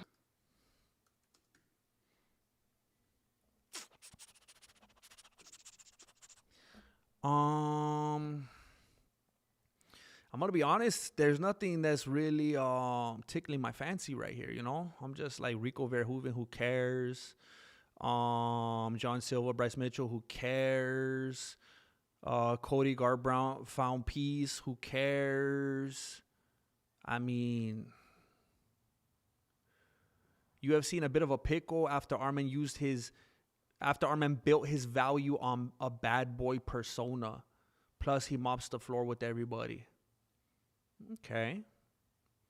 I don't mind talking about Arman Tsarukyan. He's the bad boy. He's the bad boy of the UFC.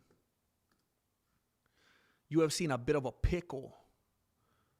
Arman Tsarukyan may not have the 155-pound title, but he's the most talked about lightweight in the UFC. The number 2 ranked title contender won't be getting a title shot anytime soon, thanks to the UFC 311 fiasco, as well as the international headbutt of doom at UFC Qatar. So how does the promotion book the 29-year-old Ahakalakales to capitalize on stardom? How do you discipline Arman Tsarukyan? Former UFC heavyweight Brendan Schaub said on his podcast, go to the 155 rankings. Who do you give him to discipline him? What are you going to do? He gets the winner of Max Holloway, and Charles Oliveira. He beats both of them. So the only guy who has a shot to beat him is the champion, Ilia Tapuera, Schaub added. Outside of that, he mops the floor with everybody. The UFC is in a bit of a pickle here. He's built his value. He's built his exposure. That's exactly what the UFC wants from guys. How do you discipline this guy? He's too good. They made an article out of that, bro? Are you kidding me? So they took like 2 sentences that Schaub said, and they fill it with some ads and more of the articles. There's like nothing here, bro. There's no meat here. This is crazy. How am I going to siphon content from your website if you didn't even do a good job of siphoning content from your YouTube video? Come on, man. Dang.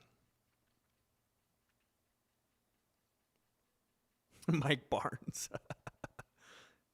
Crolestic silence. He should just take up welder job. Welter job. What the?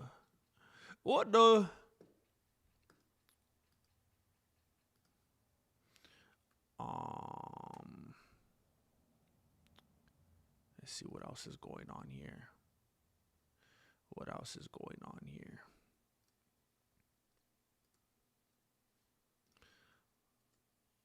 Owens.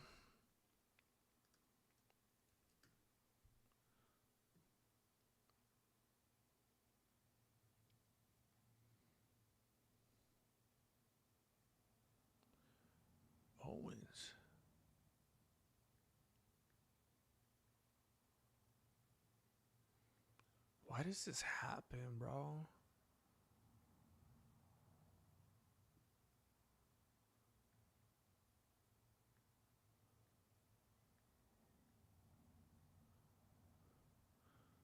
Should we do this or what? Should we do this? Is this okay? Is this kosher? Is this kosher? I'm just always nervous about bringing stuff up in here, bro.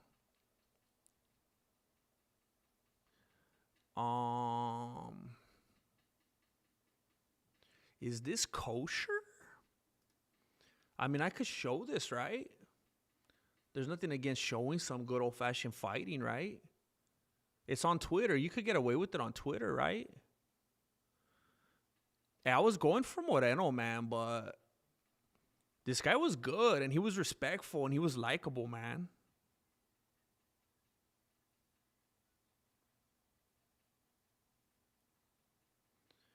Let me go to something else, y'all. I'm scared of all this stuff right here, though. I'm scared of all this stuff because you never know if the UFC is going to come around and try to claim something.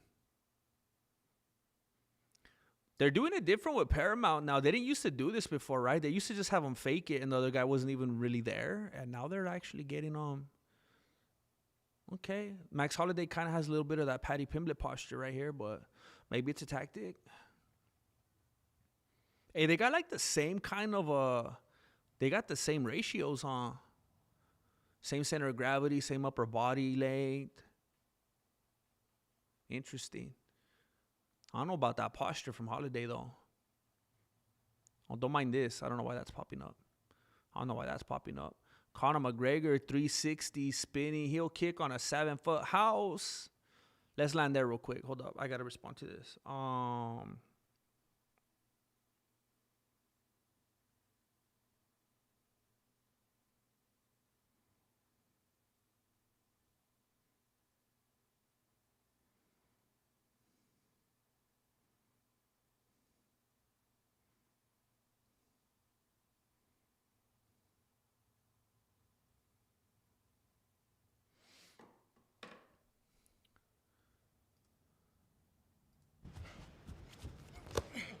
Oh, did you see? He's like,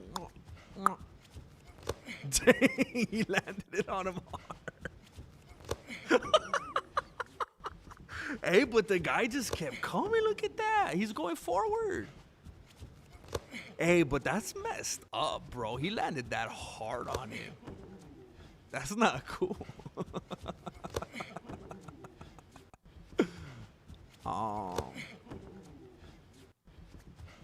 Bombastic eyelids.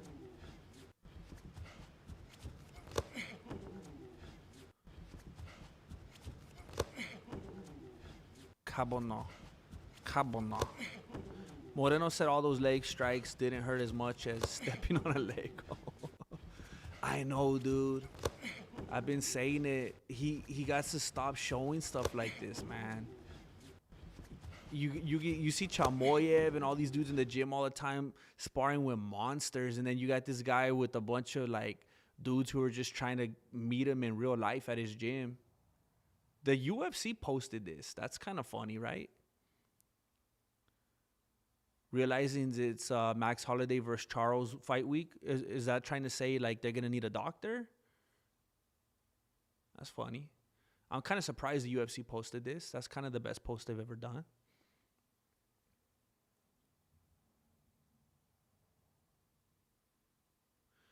Michael Chandler, even if you never reach the lofty goal you set for yourself, there's still solace in knowing you gave it a worthy pursuit, and in the striving you landed somewhere far beyond what you once thought you were capable of. Walk on. See you at the top. And wish that you didn't give it your all.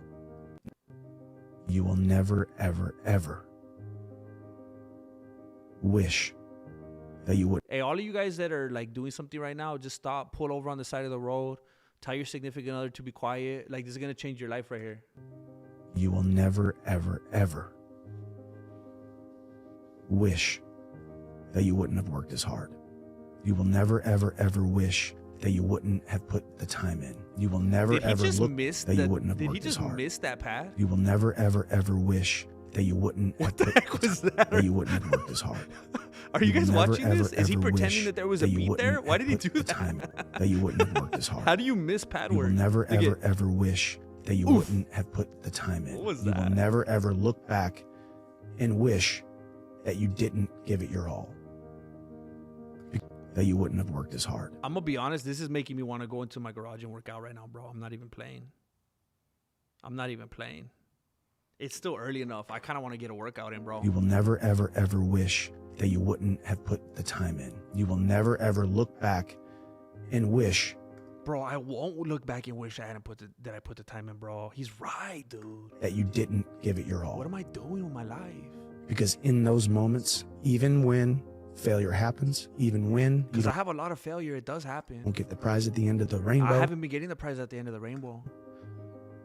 Even when things don't work out the way that you wanted to. Things definitely haven't been working out the way that I want them to. At least you know you can lay your head on the pillow at night and know. I do have a pillow. It's a cooling pillow. Marilena got me a cooling pillow because I'm always dehydrated. And you gave every single ounce of your being. But I kind of think it was a selfish act because she just doesn't want me to turn on the fan and the AC. And that is how the human spirit becomes more and more and I hope this isn't one of those AI videos that totally got me, but it's probably not because it's from his channel. more indomitable. See you at the top. Dang, I need that sound drop. See you at the top.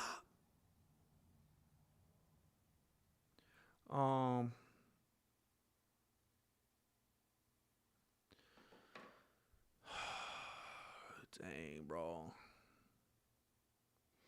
Brandon Moreno is and always will be the single greatest comeback story in the UFC. 6'3" to start his career, got a shot on the Ultimate Fighter. Pick last, lost to Pantoja. Now who now we know is a monster, got cut by the organization after second loss to Pantoja, went to LFA, never gave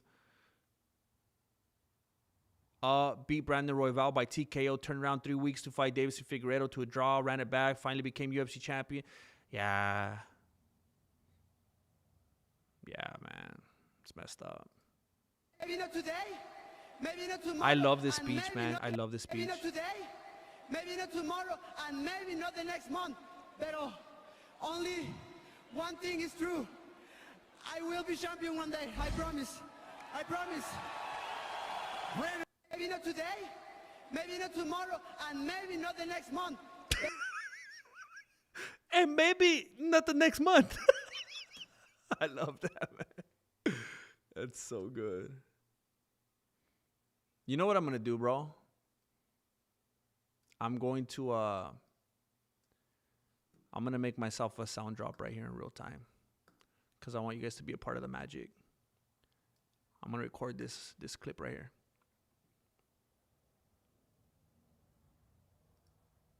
Maybe not today. Oh, I messed up. Maybe not today. Oh, maybe never not mind. Tomorrow, and maybe not the next month.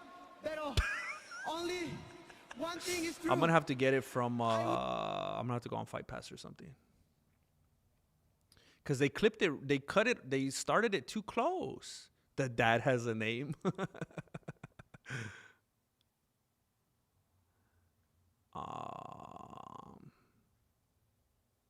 About you winning. Bro, I can't handle all these dudes being all, shoot, man, I'm going to work out too much. I can't handle all these dudes being so motivating. Michael Johnson, winning isn't owned, it's earned. Hey, wasn't this dude just gambling for his career, though? Here's what you should know about winning before you chase it. Winning's not loyal to you. Wait a minute. Is that still Michael Chandler's voice? Is Michael Chandler providing inspirational audio clips for other fighters now? That's not how Michael Johnson sounds, is it? Doesn't care about you. Winning doesn't care how sore you are. Is that Andy Elliott? Winning doesn't care how much sleep you get. Winning doesn't care how hard you work at times. Does anybody know what this is from? I don't want to get claimed. Sometimes a guy doesn't outwork you and he still wins. It isn't fair, man. Sometimes they're... You know what? Shoot, bro. I think I was being annoying. Hold up. I don't know. There is no justice. Winning requires all of you and then more. Just the only thing that's... This was not as good, bro. It's not as good. I don't know what to tell you. A reminder that Alex Volkanovski has fought 11 title fights in a row dating back to 2019. The definition of going through the gauntlet. That's what I'm talking about, bro. Look at this. Max Holloway, Brian Ortega, Chen Sun Lo, Max Holloway, Makhachev, Rodriguez, Makhachev, Tapoera, Lopez, and, well, you know, some of them are duds, but God makes no mistakes. Conor McGregor is showing himself, working on his boxing skills, saying that God makes no mistakes. Now, I'm going to go out on a limb here, and I'm going to assume that he's referring to himself as God, and that he's saying that he doesn't make mistakes, because that's how Conor McGregor operates. Now, he's playing music in the background, which is messing up the video because now I can't play it. He could get away with it on Twitter, but I can't get away with it on YouTube.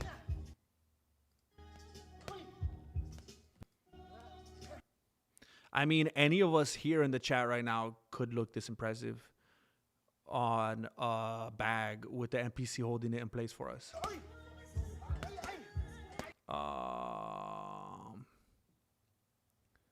I remember, I don't know if you guys remember, I called it exactly how it was going to happen with Grasso and Valentina. It was crazy, bro. It was like if I was from the future. It was insane.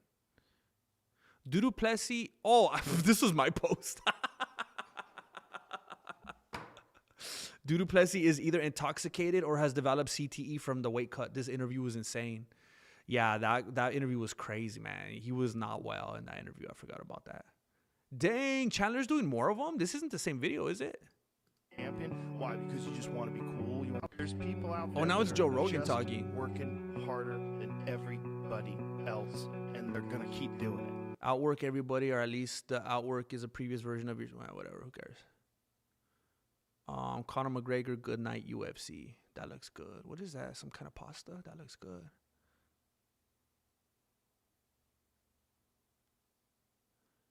I really want to go work out now, bro. I really do. This guy motivated me. I'm not even going to lie. Michael Chandler did something in his career. He motivated me.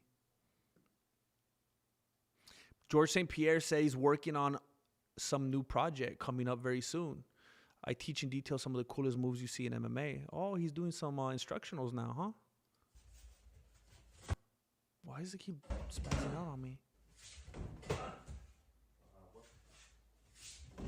Steven Seagal's in the corner. Dang, how does George St. Pierre only get 4 comments, man?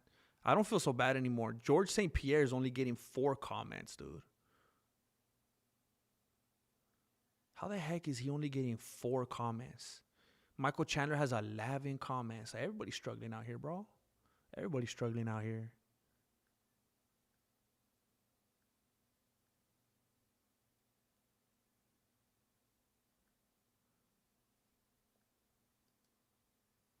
What the? Of all the things for me to click on, I'm glad it doesn't show the whole thing. Wait a minute, does it? I'm scared to scroll down, bro. All right, I gotta go real fast. Oh my gosh, I would have my channel deleted, bro. It was one of those creepy AI ones where he was like moving around. I don't know what he was gonna do, bro. Hold up. Look at his face. Have you seen that? Oh, dang.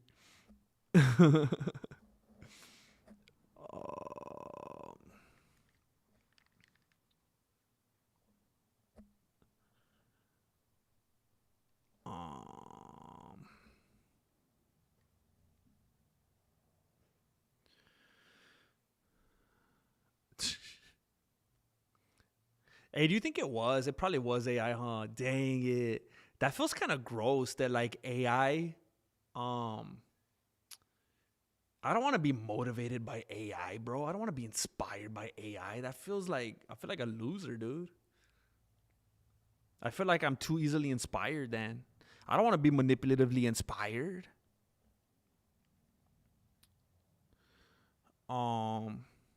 Chandler seems like the type of, bro, that's, oh wow, that's so Pacific, dude.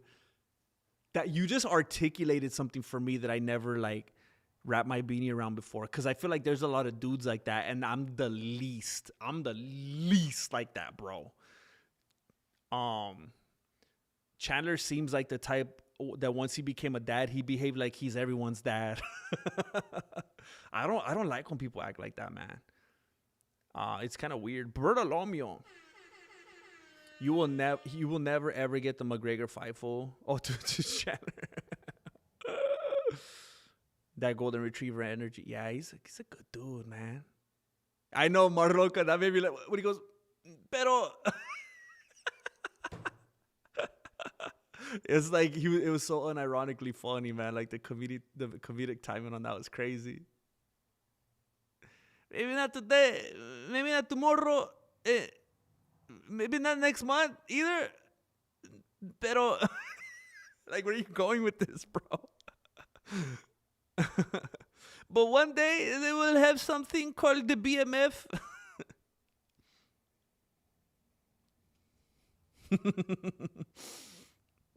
A fridge protector.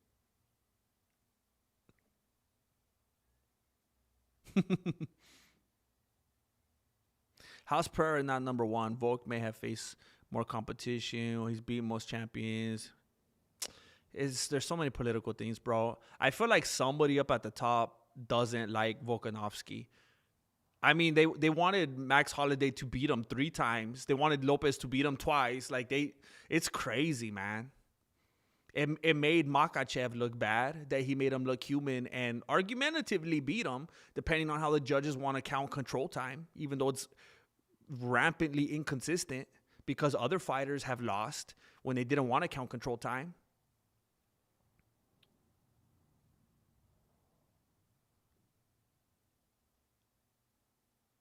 Dang, there you go, interior. There you go, bro. I'm motivated right now, bro. Motivated Grandmaster. Yo, GM, you really know self-defense? I try not to flex on it too much, bro. But I dabble. I always say I'm a lover, not a fighter. You know, I'm Miyagi status. I was never one that was like, let me go sign a contract. I want to fight somebody at the casino. I wasn't like that, but I was always a de-escalator. You know, like in school and stuff, and yeah. And maybe it was because I grew up in an area where like everybody was fighting all the time, and the cops were always getting called to the school, and there was just always a bunch of like gang activity and fools just trying to stab each other. To where I was like, I've always been somebody just by nature that kind of like going against the grain and doing my own thing and carving my own path. So maybe since everybody was like that, I was like, oh, well, I'll be different then. And I'll try to be sensible and stuff like that. I don't know, but I never wanted to be, I was never somebody that's like, oh yeah, I get in fights every day and I'm trying to be a bouncer. Like, I don't know, it just wasn't the path for me. But just being able to defend yourself, yeah, that's different.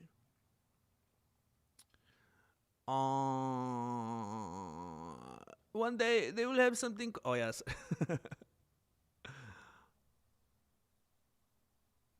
Yeah. It's cool, man. It is cool to look at Diego. Right here, bro. Mr. Fingers. I think they want to prop Volk because he's old. They're gonna promote. They don't get it, man. That old man strength, that dad strength, man. That's the champions right there. You're always going to get outliers. You're always going to get somebody like Capoeira that it doesn't matter how old they are. But, like, typically, the dudes that hold the strap and that hold it for long are not the youngest dudes.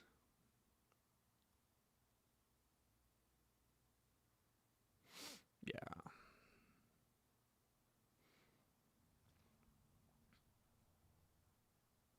All right, ladies and gentlemen, we've been streaming for just under 4 hours. I am starting to feel lightheaded. That's usually my sign.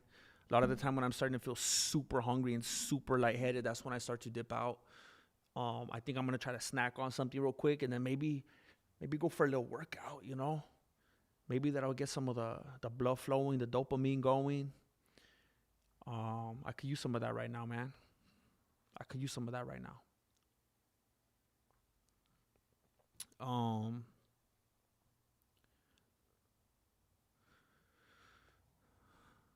I don't know what the heck tomorrow's gonna look like. I'd like to start earlier, but man, it's gonna be kind of annoying if I don't do a prediction video. That's gonna be kind of annoying. Like, how could I do that for what now? 2-3 events in a row? And I don't have to. I mean, I don't gotta be the prediction guy, you know. We don't have to do that, but it's nice. It's nice to be able to do that.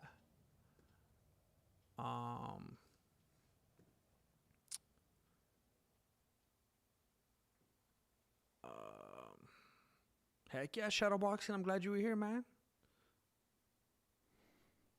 We need another MMA event where people fight the same night until the end. I wish, bro. That would be amazing. That'd be amazing. I could write you a workout program for free, Grandmaster. Hey, bro, that would be a fun like experiment, bro. If you felt like it, if you felt like just writing something up, it'd be a nice little experiment to see how that goes, bro. See what it looks like. You come up with something all funky and give me a weird shape, make me look all weird. Heck yeah, I like that real Bruce Wayne. I think you're right. Let's hit the bag. It's early. Heck yeah. There we go. I like that. It's not too late that the neighbors are going to be like, what the heck is that noise? I like it. Bro, it feels so early, at least for me over here, still being in the 7 o'clock hour. It feels super early. Heck yeah, buckle up, Teddy. Heck yeah, bro. I turn you into a dinosaur. Tom Bout, thank you so much again for being so generous. That was really a crazy, generous blessing. I really appreciate it. For those of you that don't remember, Tom Bout slapped down 100 big ones in the PayPal when we weren't even on the stream. So I really appreciate that. Man, even if I do watch all the fights tonight, I don't know if I want to make a video because then I'm going to be so... if nobody watches it, I'm gonna be so sad. I'll think about it. I could at least just sit there and finish watching all the rest of the fights. See if something comes to me, Crash Bandicoot build. Hey, that's pretty much what I'm working with right now already, bro. The low center of gravity, Oh, what's up? What's up, Drew? Oh, it just entered the chat, bro. We're chilling tomorrow, bro. Hopefully you can make it early. I want to stream early tomorrow. I want to go live. Man, if I could get myself together, bro, I want to go live way earlier in the day tomorrow. Nah, I'm kind of in the middle, bro. Diego, I'm kind of in the middle. I don't know, bro. I was trying not to think about it too hard, Bruce Wayne. All right, you guys be safe out there. I'm gonna go pump some iron. We could all do it vivaciously together if you want to go lift some weights. You guys be safe out there, and hopefully you come back tomorrow. I'm gonna start announcing it more. I need to make it more apparent on the channel that I'm gonna stream more often so people know. Because sometimes people show up and they're like, "Oh, dang, I didn't even know you were gonna stream." So I just need to let them know, hey, I'm gonna be streaming every day at this time, so nobody has to miss. The workouts are pterodactyl based. Lots of chest flies. I like the wordplay. Release the video for your two. I'll try, man. I'll think about it. Heck yeah. What's up, Drew? We're doing it tomorrow. Hopefully that works tomorrow evening. We're watching Police Academy. Release the Flaco files. Everything will be known very soon. Buckle up, Teddy. Everything will be coming out very soon. But yeah, mañana, what's up, Drew? Can't wait, bro. All right, you guys have a good night. You guys be safe out there. And I'll see you mañana.